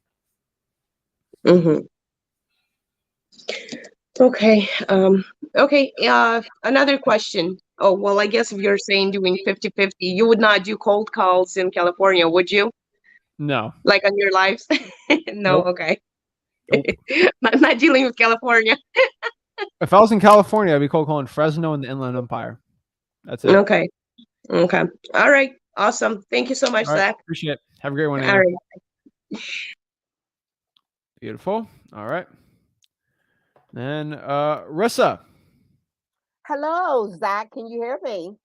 Hear you loud and clear. How are you doing? Good. I'm doing very good. You know what? I did go out and get these ear phones, and I was hoping that whenever I come on live that you would hear me much better. I just wanted to bring some good news to you, and I also want to let you know that I really like the other take that you and your father did the other day when you guys basically was talking about the market and how that we might need to make some changes and stuff like that in the market. I thought that was an awesome video. I mean, it was so educational. I was like, hey, yeah, yeah, yeah, yeah, yeah, yeah, yeah, because I had heard other people talking about it, and when you guys spoke about it, I was like, great. But I want, and it's kind of funny that you guys did that because I wanted, I haven't, not that I haven't been around. I just wanted to let you know that I've been doing some reconstruction as far as what I have done in the past, and I've been in the back and actually the wholesaling now for like 4 months and Mhm. and I am so big on the education part of it, and you're Yeah. like, Diane, you have to get out there and take some action, and it's like, okay, and I think when I got out there and I got my deal stolen from me, I was like, oh my God, you was like, you don't need to cry, it's okay, you're not the first and you won't be the last, but Yeah. I do want to let you know that one of the things, like you said, and it's so funny you always say this. When I say something, I'm not just saying it to be saying it. But one It's of the true. things, one of the things that you said, you was like, and you have said this so many times before, and it's actually in the education part of it as well.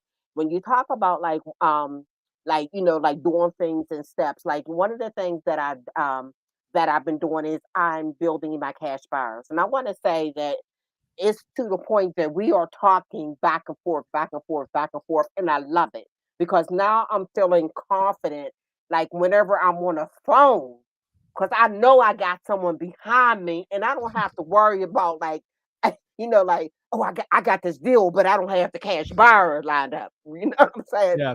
So that took that away. So I want to say in the last and I don't know why I don't know how this works. Like whenever I'm cold calling, like it only took three calls to get a cash buyer. Three Oh yeah. calls, and I was like, I'm off the phone already. What am I gonna do now? And I was sitting there saying, well, Di, you got two cash buyers, but I remember you saying this that you were saying, and here's the thing too. Let me go back just a little bit. These cash buyers pretty much let you know what they want. And Yep. I like that because it's like I know exactly what to go after. And here's another thing, and I'm going to have a question with this one.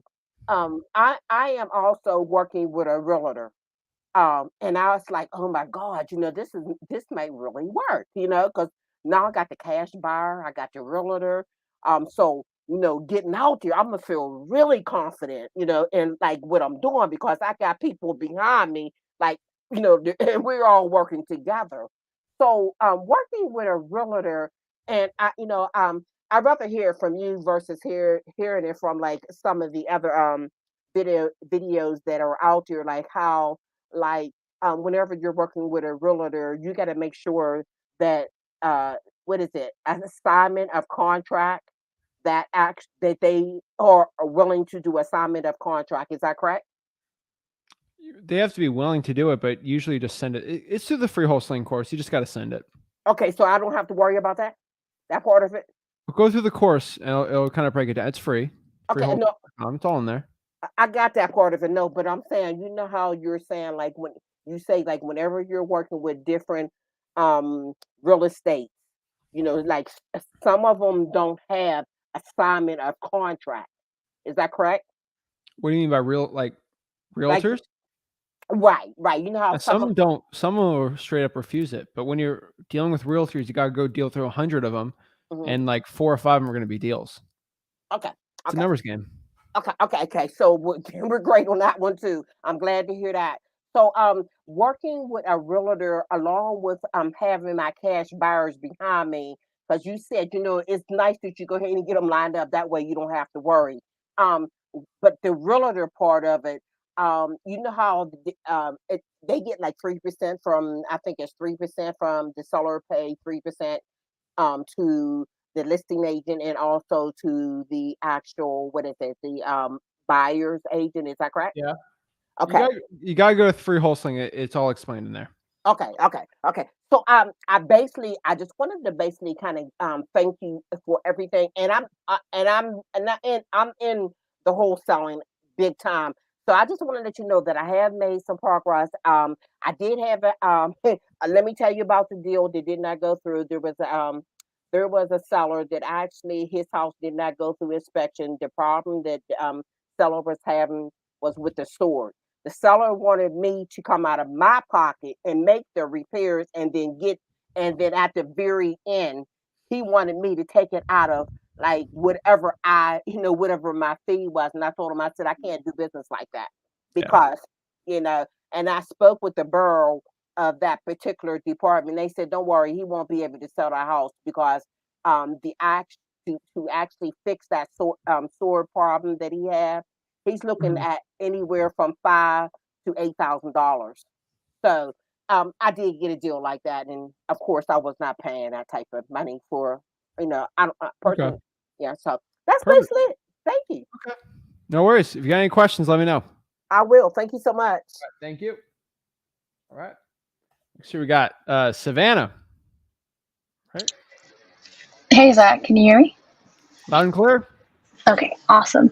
So I have been following you and your dad for like the last 2 months, and I have like 10 leads. I'm doing virtual wholesaling, and I'm finding myself like pulling back because of the after repair value.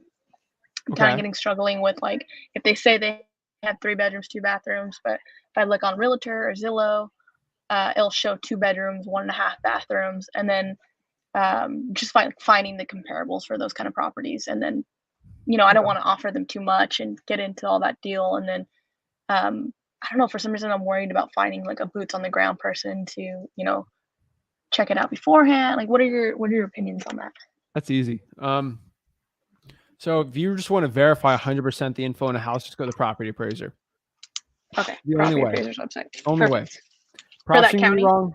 Yeah, Zillow can be wrong. Property appraiser is like 99% always right. Okay. Because PropStream and Zillow, they pull it from one place, the property appraiser, most of the time. Yeah, Or I the have tax bill. I have PropStream, and then I noticed like there's a conflicting thing, and I'll get those. I fixed it in '99. It's been like that, or I bought it like that, and it'll show. And they're like, no, it's 4 bedrooms, 2 bath, but the property records show like 3 bedrooms, 2 bathrooms. Because all of a seller tells me it's 1,500 square feet, but they include a patio, or they include like the garage in the square footage. Like stupid. Like that's why you just gotta look at the property appraiser. Now, boots on the ground's easy. There's 2 ways to do boots on the ground. Either you pay for it or you partner with somebody. And paying is a lot cheaper. So the amount of people that you pay $50 to take pictures of a house with an iPhone is very high. There's a lot of people wanting to do that. So that's really easy. That, and what do you recommend? Like just Facebook groups? Jobs group on Facebook. So if you're doing Indiana, the Indiana, 4 jobs group. I need someone to take pictures of a property, $50. All I need is an iPhone. Got it. Jobs on Facebook. There's a lot of broke people with really nice phones. So and then the property appraiser is usually for that county, right? Specifically? Yeah, it'd be for that county. They're called tax assessors. Like they're different names everywhere, but yeah. Okay, I think that's the only thing that's like mentally in my head. I have everything else that table attorney. I know, and I just gotta get out of my head and make sure I just want to, make the right offer so I can land that cash buyer. So I can get. I don't want to waste that time of You're overthinking over offering. Remember, you don't even know what a cash buyer is willing to pay unless you get under contract. I always just give it usually the lowest the seller's willing to take, and then I bid out with a cash buyer. 90% of the time. I roughly know where I got to be at, but like I don't stress over it. And for those discrepancies of like, there's a 4 bedrooms, 2 bathroom, but I'm going by I'm just gonna go by the tax assessor's info, correct? Tax assessor's info, or you're telling me it's 5 bedrooms, Sally, because this happened before. Yes, I'm telling you right now. Okay, well, we're gonna lock it up for this price or put it under contract. If my guy comes out to take pictures and he finds 4 bedrooms, we're gonna have a problem. No, he won't. Okay. That's it. Okay, perfect. That was my only question. Right. Appreciate it, Savannah. Let me know if you got any questions. Thank you. Bye. Fred. Hi. You're muted. I think your audio's not working. You're good. Don't stress out. We got you. All right. All right, it's not working. What I'm going to do is I'm going to kick you out. You come back in, and it should work. Usually always what helps. All right, so I'm going to kick him out. He's going to hop back in, and we're going to talk to him from there. All right, let's see some questions you got here. So we're going to ask, Zach, how do I do this call? Wholesaling House Referral Facebook group. It's on the top on the featured section, and that's usually always the way on there. Corby, the land course is under the modules for land at freewholesaling.com. So that is the way to do it. All right, is this better? Go to settings. There should be like a settings, and then go to audio, and then mic.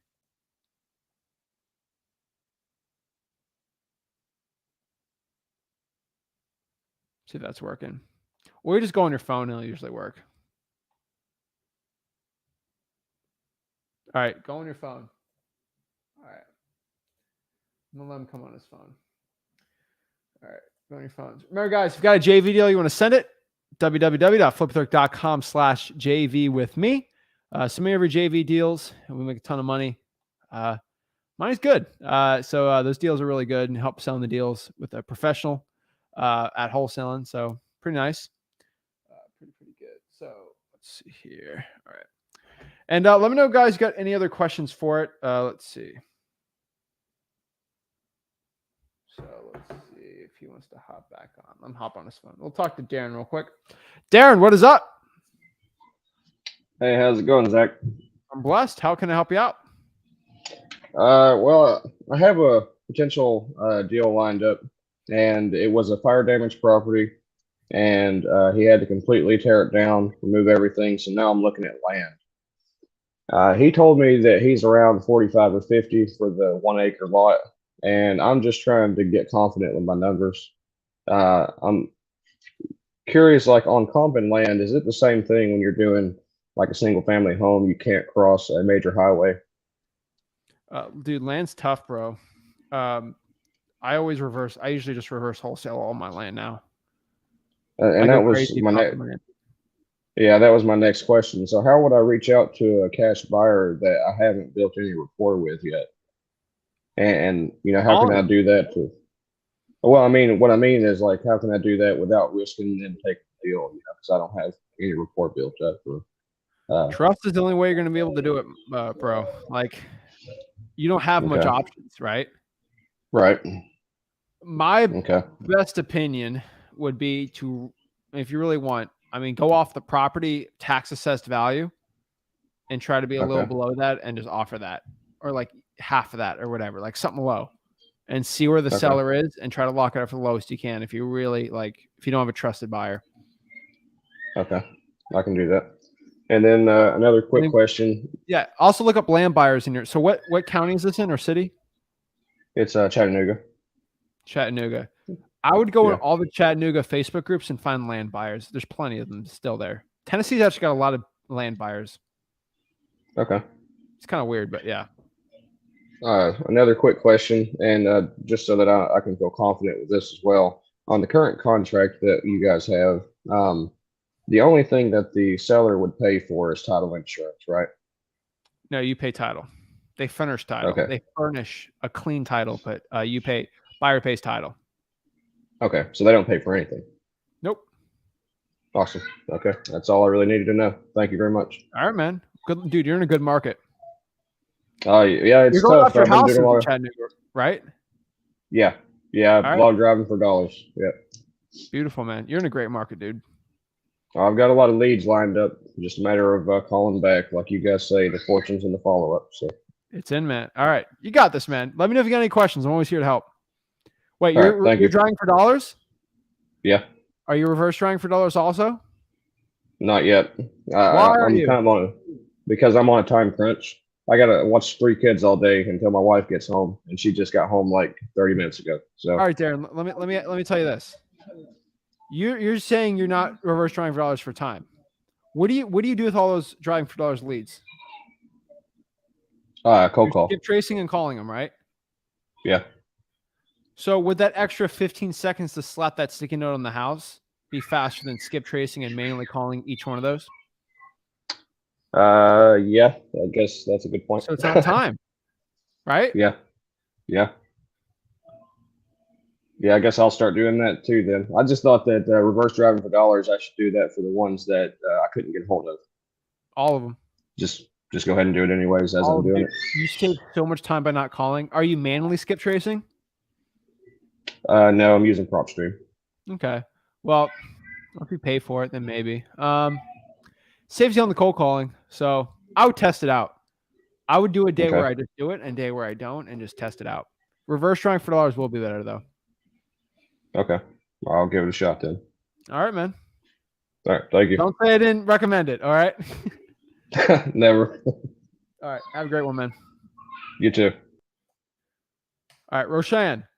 Reverse driving for dollars. It's at freewholesaling.com. It's when you put a sticky note on a property saying, "Hey, this is Zach. Give me a call. I have a quick question in the house." It's like doing direct mail on it. It works really, really well, guys and gals. Next year we got Juan. Hey Zach, how's it going? I'm blessed. How are you? Pretty good. I had a couple questions. Of course. What's up? So, you can negotiate code violations, right? Yes. And where would I do that? With code enforcement. With code enforcement? All right. Yes. All right. And so, would I calculate repairs when I go see the property or before I go on the appointment?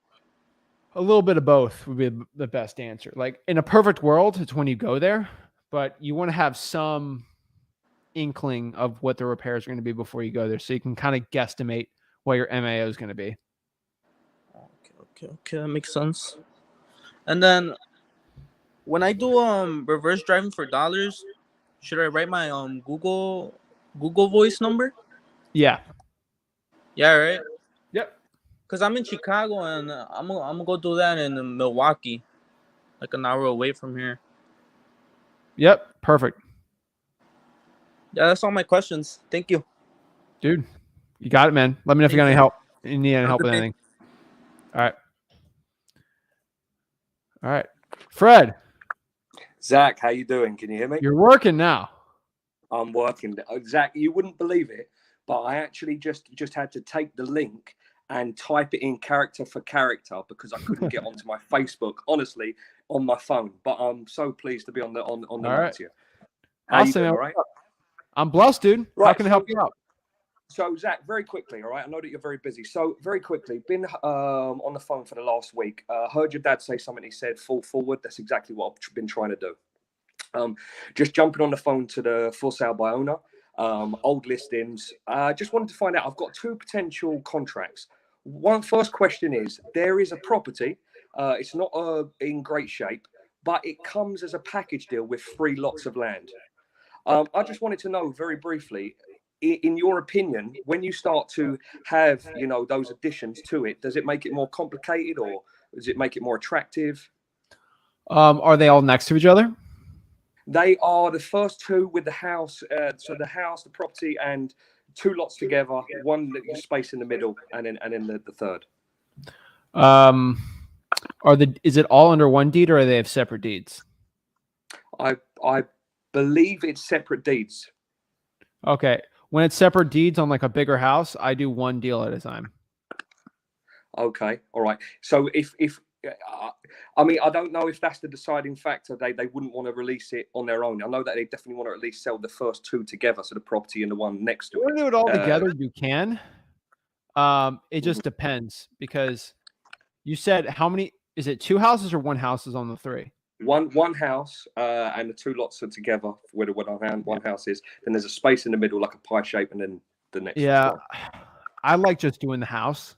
That's my opinion. That's where the money's really at between you and me. Yeah.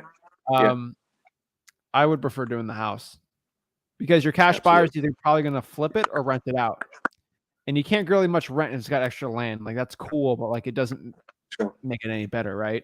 And then for flipping it, like you're not flipping. The money's in the flip, and the land you're not flipping. So I would try just do the house. You can do all together, but they're going to want more value for it. So that's the way I look at it. All right. The next thing is the other contract that I've got. I haven't. Well, I say I've got. I'm confident that I can get it under contract for what seems to me someone who's very inexperienced, a good price. But again, that inexperience could be my downfall. It's. I don't want to say too much about it, but it's in New York. I don't know if that's going to be a problem. I know so. My knowledge is so limited in this area, Zach. So please forgive me. But I'm trying to absorb as much as I can, hour by hour. But it's in New York. It's listed for, let's say, 150, and I've been able to negotiate a price about 75. I mean, I'm just like I said, I'm just trying to fall forward, get in conversations, enjoy myself, and really, establish, what it's all about. But look, I haven't got it under contract. I'm finding it hard to find out truly what it's worth. I think there's money in the deal, but I could be completely wrong. I want a JV with you.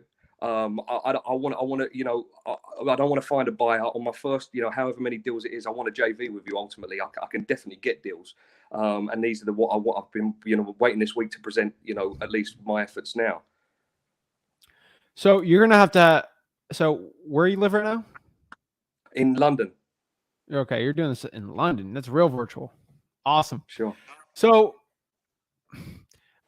New York is an attorney state. I don't want to get too confusing, but you're going to have to actually have like this isn't like regular wholesaling. New York's like one of the weirdest states. You have to actually have an attorney write a contract, give it to the other person's attorney, and then they sign it, more or less. It sucks, but I would JV with somebody in New York to make it a lot easier. It's going to cost some money to do some virtual. It's pretty expensive in New York to do that. So I'm not the biggest fan of it. If you think there's money, you can. I would probably JV with somebody in New York or try to JV with us. I got to talk because we kind of like it when the property's already under contract, but you're going to need an attorney to actually lock that deal up. Okay. All right. Fair enough. Would you be open, I mean, to JV on that deal? I know I watched the video yesterday and it said that if, it was a minor that had got, a place ultimately locked up, but not in contract, you would sign it for them because there may be complications being where I am. I mean, I'm completely open-minded. I just want to learn the ropes, Zach, and I watch you and your dad as much as I can. And I just, if you can get them committed on a good price, send it and put a note on there that this deal needs to be locked up. It's in New York. I'll talk to my attorney excellent tonight or tomorrow, and then we can give you an answer. Okay. All right. That sounds good enough to me. To me. And obviously, well, I appreciate all your efforts, man. Of course, really man. do. I just got to make sure it's all legal for me. But if it's all legal, I'll be fine by it. Absolutely. Do you think I'll have any issues virtually wholesaling from London? No, I virtually wholesale from Florida. There's people in Trinidad and Tobago making tons of money wholesaling. Yeah, that's what I thought. That's what I've heard you say. And I thought, well, I'm here, and you just inspired me, mate. Just your energy, and I just thought I'm going to get on this phone. And I wasn't even really considering. I got the 5 virtual markets you said the other day. You said Pensacola, and you said in Texas, and I think it was Beaumont. And I just rang through all those lists, just built up some leads. I've got some other ones that I just don't know what I'm talking about. So I just need a bit of guidance, really. But I can definitely get into people. I love to talk on the phone. I love to build relationships. I want to help as many people as I can. I just really need to be put on the right track, Zach, if I'm honest with you. Yeah, there's so many people. Like, I mean, it'd be harder for you to relate with wholesalers because I know some other in like Europe that are doing really well, in like Serbia and stuff. There's some Irish lads I know, South Africa, they're wholesaling fine. People in Nigeria, like it's a global, man. It's working everywhere. So yeah, you're fine. Excellent. All right, I look forward to it. I'll send you some details, Zach. Where send should the I send details it? On on Facebook or the JV link? It's the JV thing. Put it in the notes though that it needs to be locked up and it's in New York. But yeah, I'll go talk to my lawyer and we can see what we can do on it. Just so you know that they've agreed a price of like 75,900. That's the husband. He said that he can make a decision on behalf of them, and that's a price he could commit to. I said, look, it's nothing. It's not nothing in concrete. This is just conversation. But I do believe there is a bit more scope to maybe get it a few grand down. I know it's not about a few grand, but just so you know as well. So, but I'll put it all in the notes, and I appreciate your time. Man. My comping team is going to get it, and they're going to comp it. Say you spoke to me, okay? On it, and then put all the notes in it, and then it'll be fun. They'll go talk to me. This Fred guy said he spoke to you. What's up with it? And then I'll go tell him. Okay. You're a gentleman. Thank you I very won't much. get it, but like they'll go contact me. All right. Excellent stuff, man. Appreciate it. All right. Appreciate it, Fred. Take care. Bye bye. Take care. Yeah, go do that, guys. I'll get asked in like Slack or something like, oh, this guy said he talked to Zach. Doesn't give everyone permission to say he talked to me about every single deal, and then I gotta like look at all of them myself. But yeah, send the deals over. www.flipbook.com/JV with me. The link should be in freewholesaling.com by tonight. So yeah. All right, guys, we got Darius. Yo, Flip, Rick, What's up? Zach, what's happening, man? I'm good. So I got 3 questions. So for the life of me, like, I got 3 answers. Thank you. I know you do. So, so on these probates, I'm having a hard time like finding the beneficiaries. So like, if it's not inside of the will, like when you read out the whole will, it doesn't say like the beneficiary's number.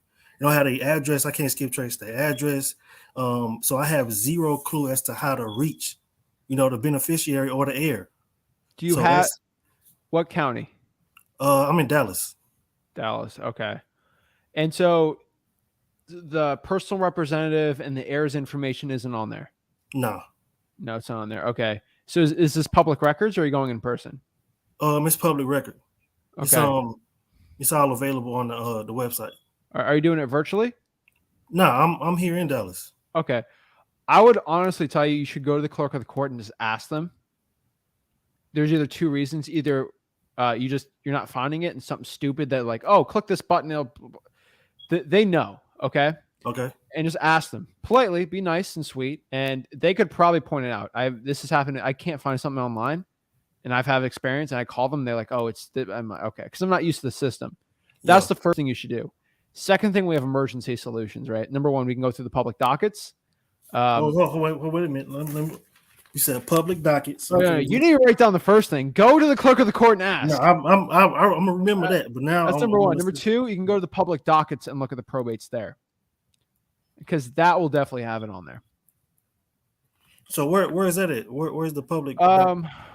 Is it Dallas County? Yeah. Yeah. Dallas County dockets. Wait. Probate court, Dallas County. Oh my gosh, you got 3 probate courts. Okay.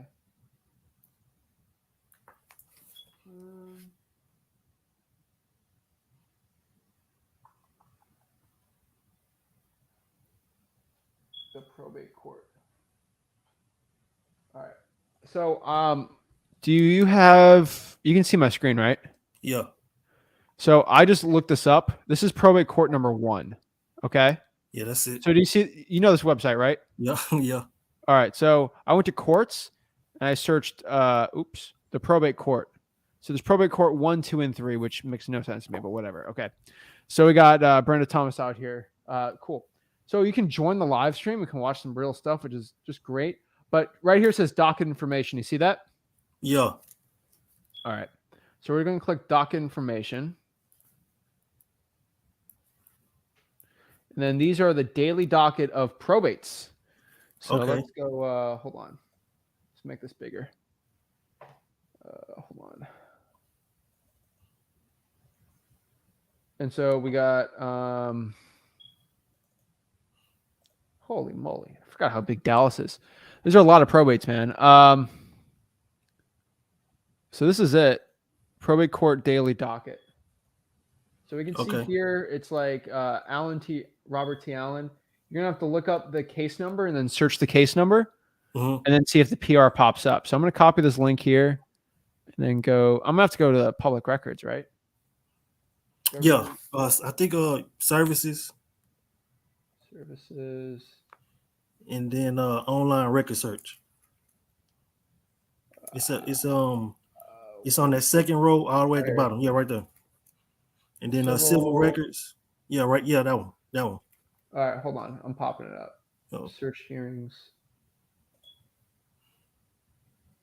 Where is it? Search types. No, hold on. Let me go back. Smart search. Enter a record number. All right. I'm popping it up. Okay. So this is a motor vehicle accident. Let's see here. No, this ain't it. Is there a probate on this? It's yeah. See, I'll be dealing with this all the time. It's like some of them is probates and then It some said it of them was is a probate. Yeah, not all of them are. Yeah, you gotta go in person and ask. Let's go to probate court. Let's try this one more time. We're gonna do courtroom. Oh God. There's P for probate.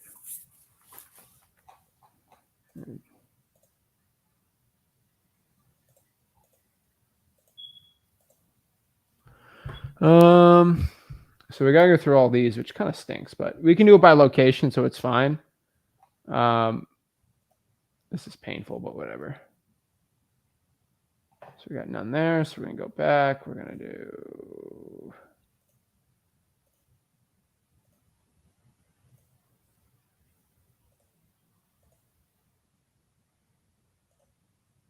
we're gonna figure this out.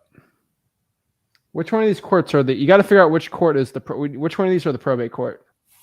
I mean, I'm lost now. I ain't been on this one where you at right now before. It's one of these. I'm trying to figure it out. You're gonna have to go through each one of these stupid little things. Yeah. Oh no. You're gonna figure it, and then this should pop everything up. So I'm gonna test another one out. Auxiliary courtroom, probably not, right? No. Holy moly. So one of these are going to pop up. So you got to go through all these little tiny stupid courtrooms. Yeah. I'm just going to do a virtual hearing and see if this does anything. Probably not.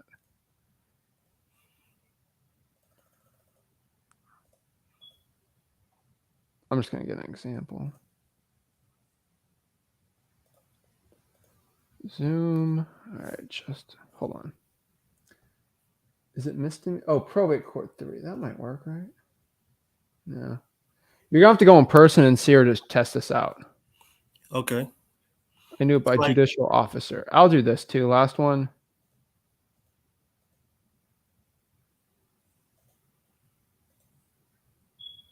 So something's up with this. You just got to look at all of them. Yeah. So I would, honestly, I would just ask in person. Okay. That'd be my best thing. Like, all right, let me show you the website though. Yeah. I put it in the private chat for you. So sometimes just play around. I don't have an hour. I would personally go through every single one and just test it out until one pops and then I figure it out. But like, all right, so like I'm showing you this. Like you see this? I would go ask in person, like, hey, who's the judicial officer for the probates in this county? Which one of these? Okay. Oh, it's Janice. Okay, and then I search Janice and her things will pop up. That's it. So basically, when you can't find the heir or the beneficiary like information, it'll be on there. It'll definitely be on there. You saying go in person and ask them about that person? Yeah. Okay. That website I just sent you should work because it popped up all the info. It even showed me who the process server was on that. So it'll work. Okay, bet. Yeah, I appreciate that. So my second question is I love the driving for dollars. That's all I used to do. But what I'm starting to find out is with driving for dollars, like the best driving for dollar houses, the ones that you know that they're going to sell, like the worst houses on the block, you can tell like it's completely like abandoned and nobody's been there for a minute. I'm having the hardest time trying to find them. Like even though when I go and skip trace that house, I can't, like I'm not getting no answers like from those phone numbers. So I'm trying to figure out, is there another way to go and find the person that owns that house? I even went as far as to find do like a background search. I'm still, that's still kind of not, working all the way. So I just kind of want to know, like, if you had any advice, as it pertains to that. So, like, what have you done personally to find the number? I skip trace it. I get 3 numbers for no skip traces, and then that's number one. Then number two, I've did like a background search on the like white pages, and I will skip when I skip trace, but I do a search on the property. I do a white pages on the address, and the number they'll give me, it still won't work. You know I what I'm would saying? I would email them on truepeoplesearch.com, which get their email, and then I would no, okay, I'll email them, and then also I would message them on Facebook. Okay. Email on True People Search. Yep, and then email. Contact them on Facebook. All right, bro. You tired, man? No. Okay, dude. You seem like you was a little tired. My bad, Zach. I'm just I'm just checking. Like your eyes heavy. No, I was looking at the comments on here. Okay, but no, I'm looking at a TV screen behind me. Okay, I appreciate it, man. I definitely appreciate it, and I love your hustle, man. Even as a young guy, like your hustle is phenomenal. You know what I'm saying? So I definitely love it. Screw all the gurus, and thank you and all the love, man. All right, appreciate it, Darius. All right. All right, Alex, what is up? Yo, what's up, Zach? How you doing, bro?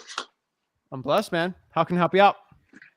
So I had a meeting today with a seller.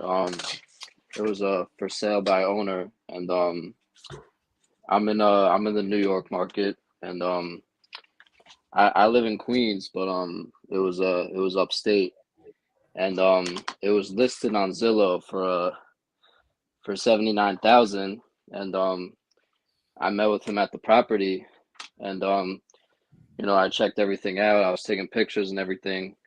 And then I asked him at the end, like, how much you want for it? And then he said 60.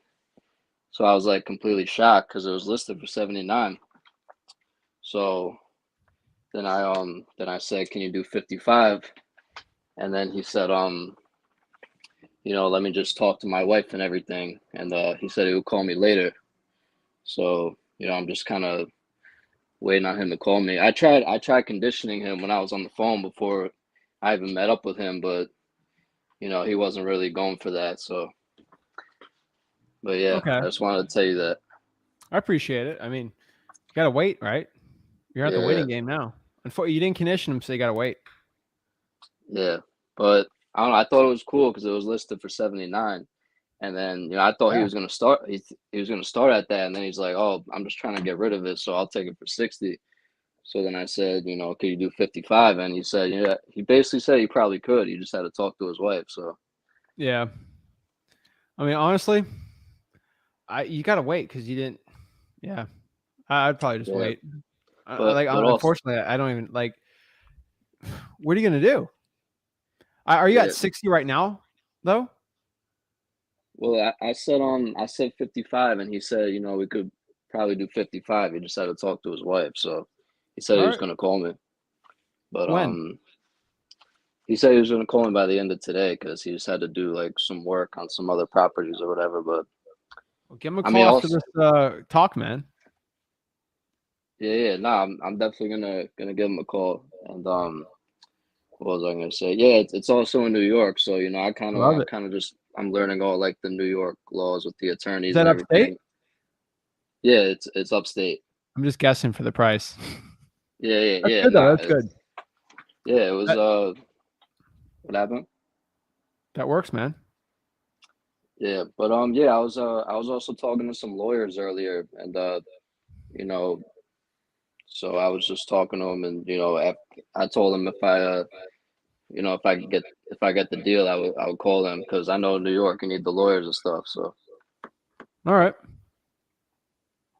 So also, how does it work with does the buy? Because I know in New York you have to. The contract says you need like a 10% earnest money deposit. But when I was talking to the lawyer, he said it was negotiable. So you think maybe they'd probably be cool if I like said I'll put down like 1,000 because I don't think I could put down 10% of like 60,000. It depends on the lawyer, man. Every lawyer is different, so I can't tell you what a lawyer is going to say or not going to say. Yeah, nah, I understand, but what was I going to say? Are most deals like hard in New York just because of like, you know, they want like a big earnest money deposit or? No, I mean you got 2 lawyers, so if you find a good one, then sure. It's a little more difficult, obviously, because you have lawyers involved, but you gotta get over Yeah. that. Yeah. But yeah, no, I'll definitely give the guy a call. All right, I appreciate it, man. Call him All right right, now. thanks, Zach. I will. I appreciate all Appreciate your it. help, man. Thanks, Good bro. luck, man. Let me know what happens. I got you, bro. Thanks. All right. All right, guys. So that's it. That's my virtual acquisitions sales system today. So, guys, if you got any value from this video, do me a big favor and smash that like button and subscribe. And see you guys soon. Have a blessed one. Thanks.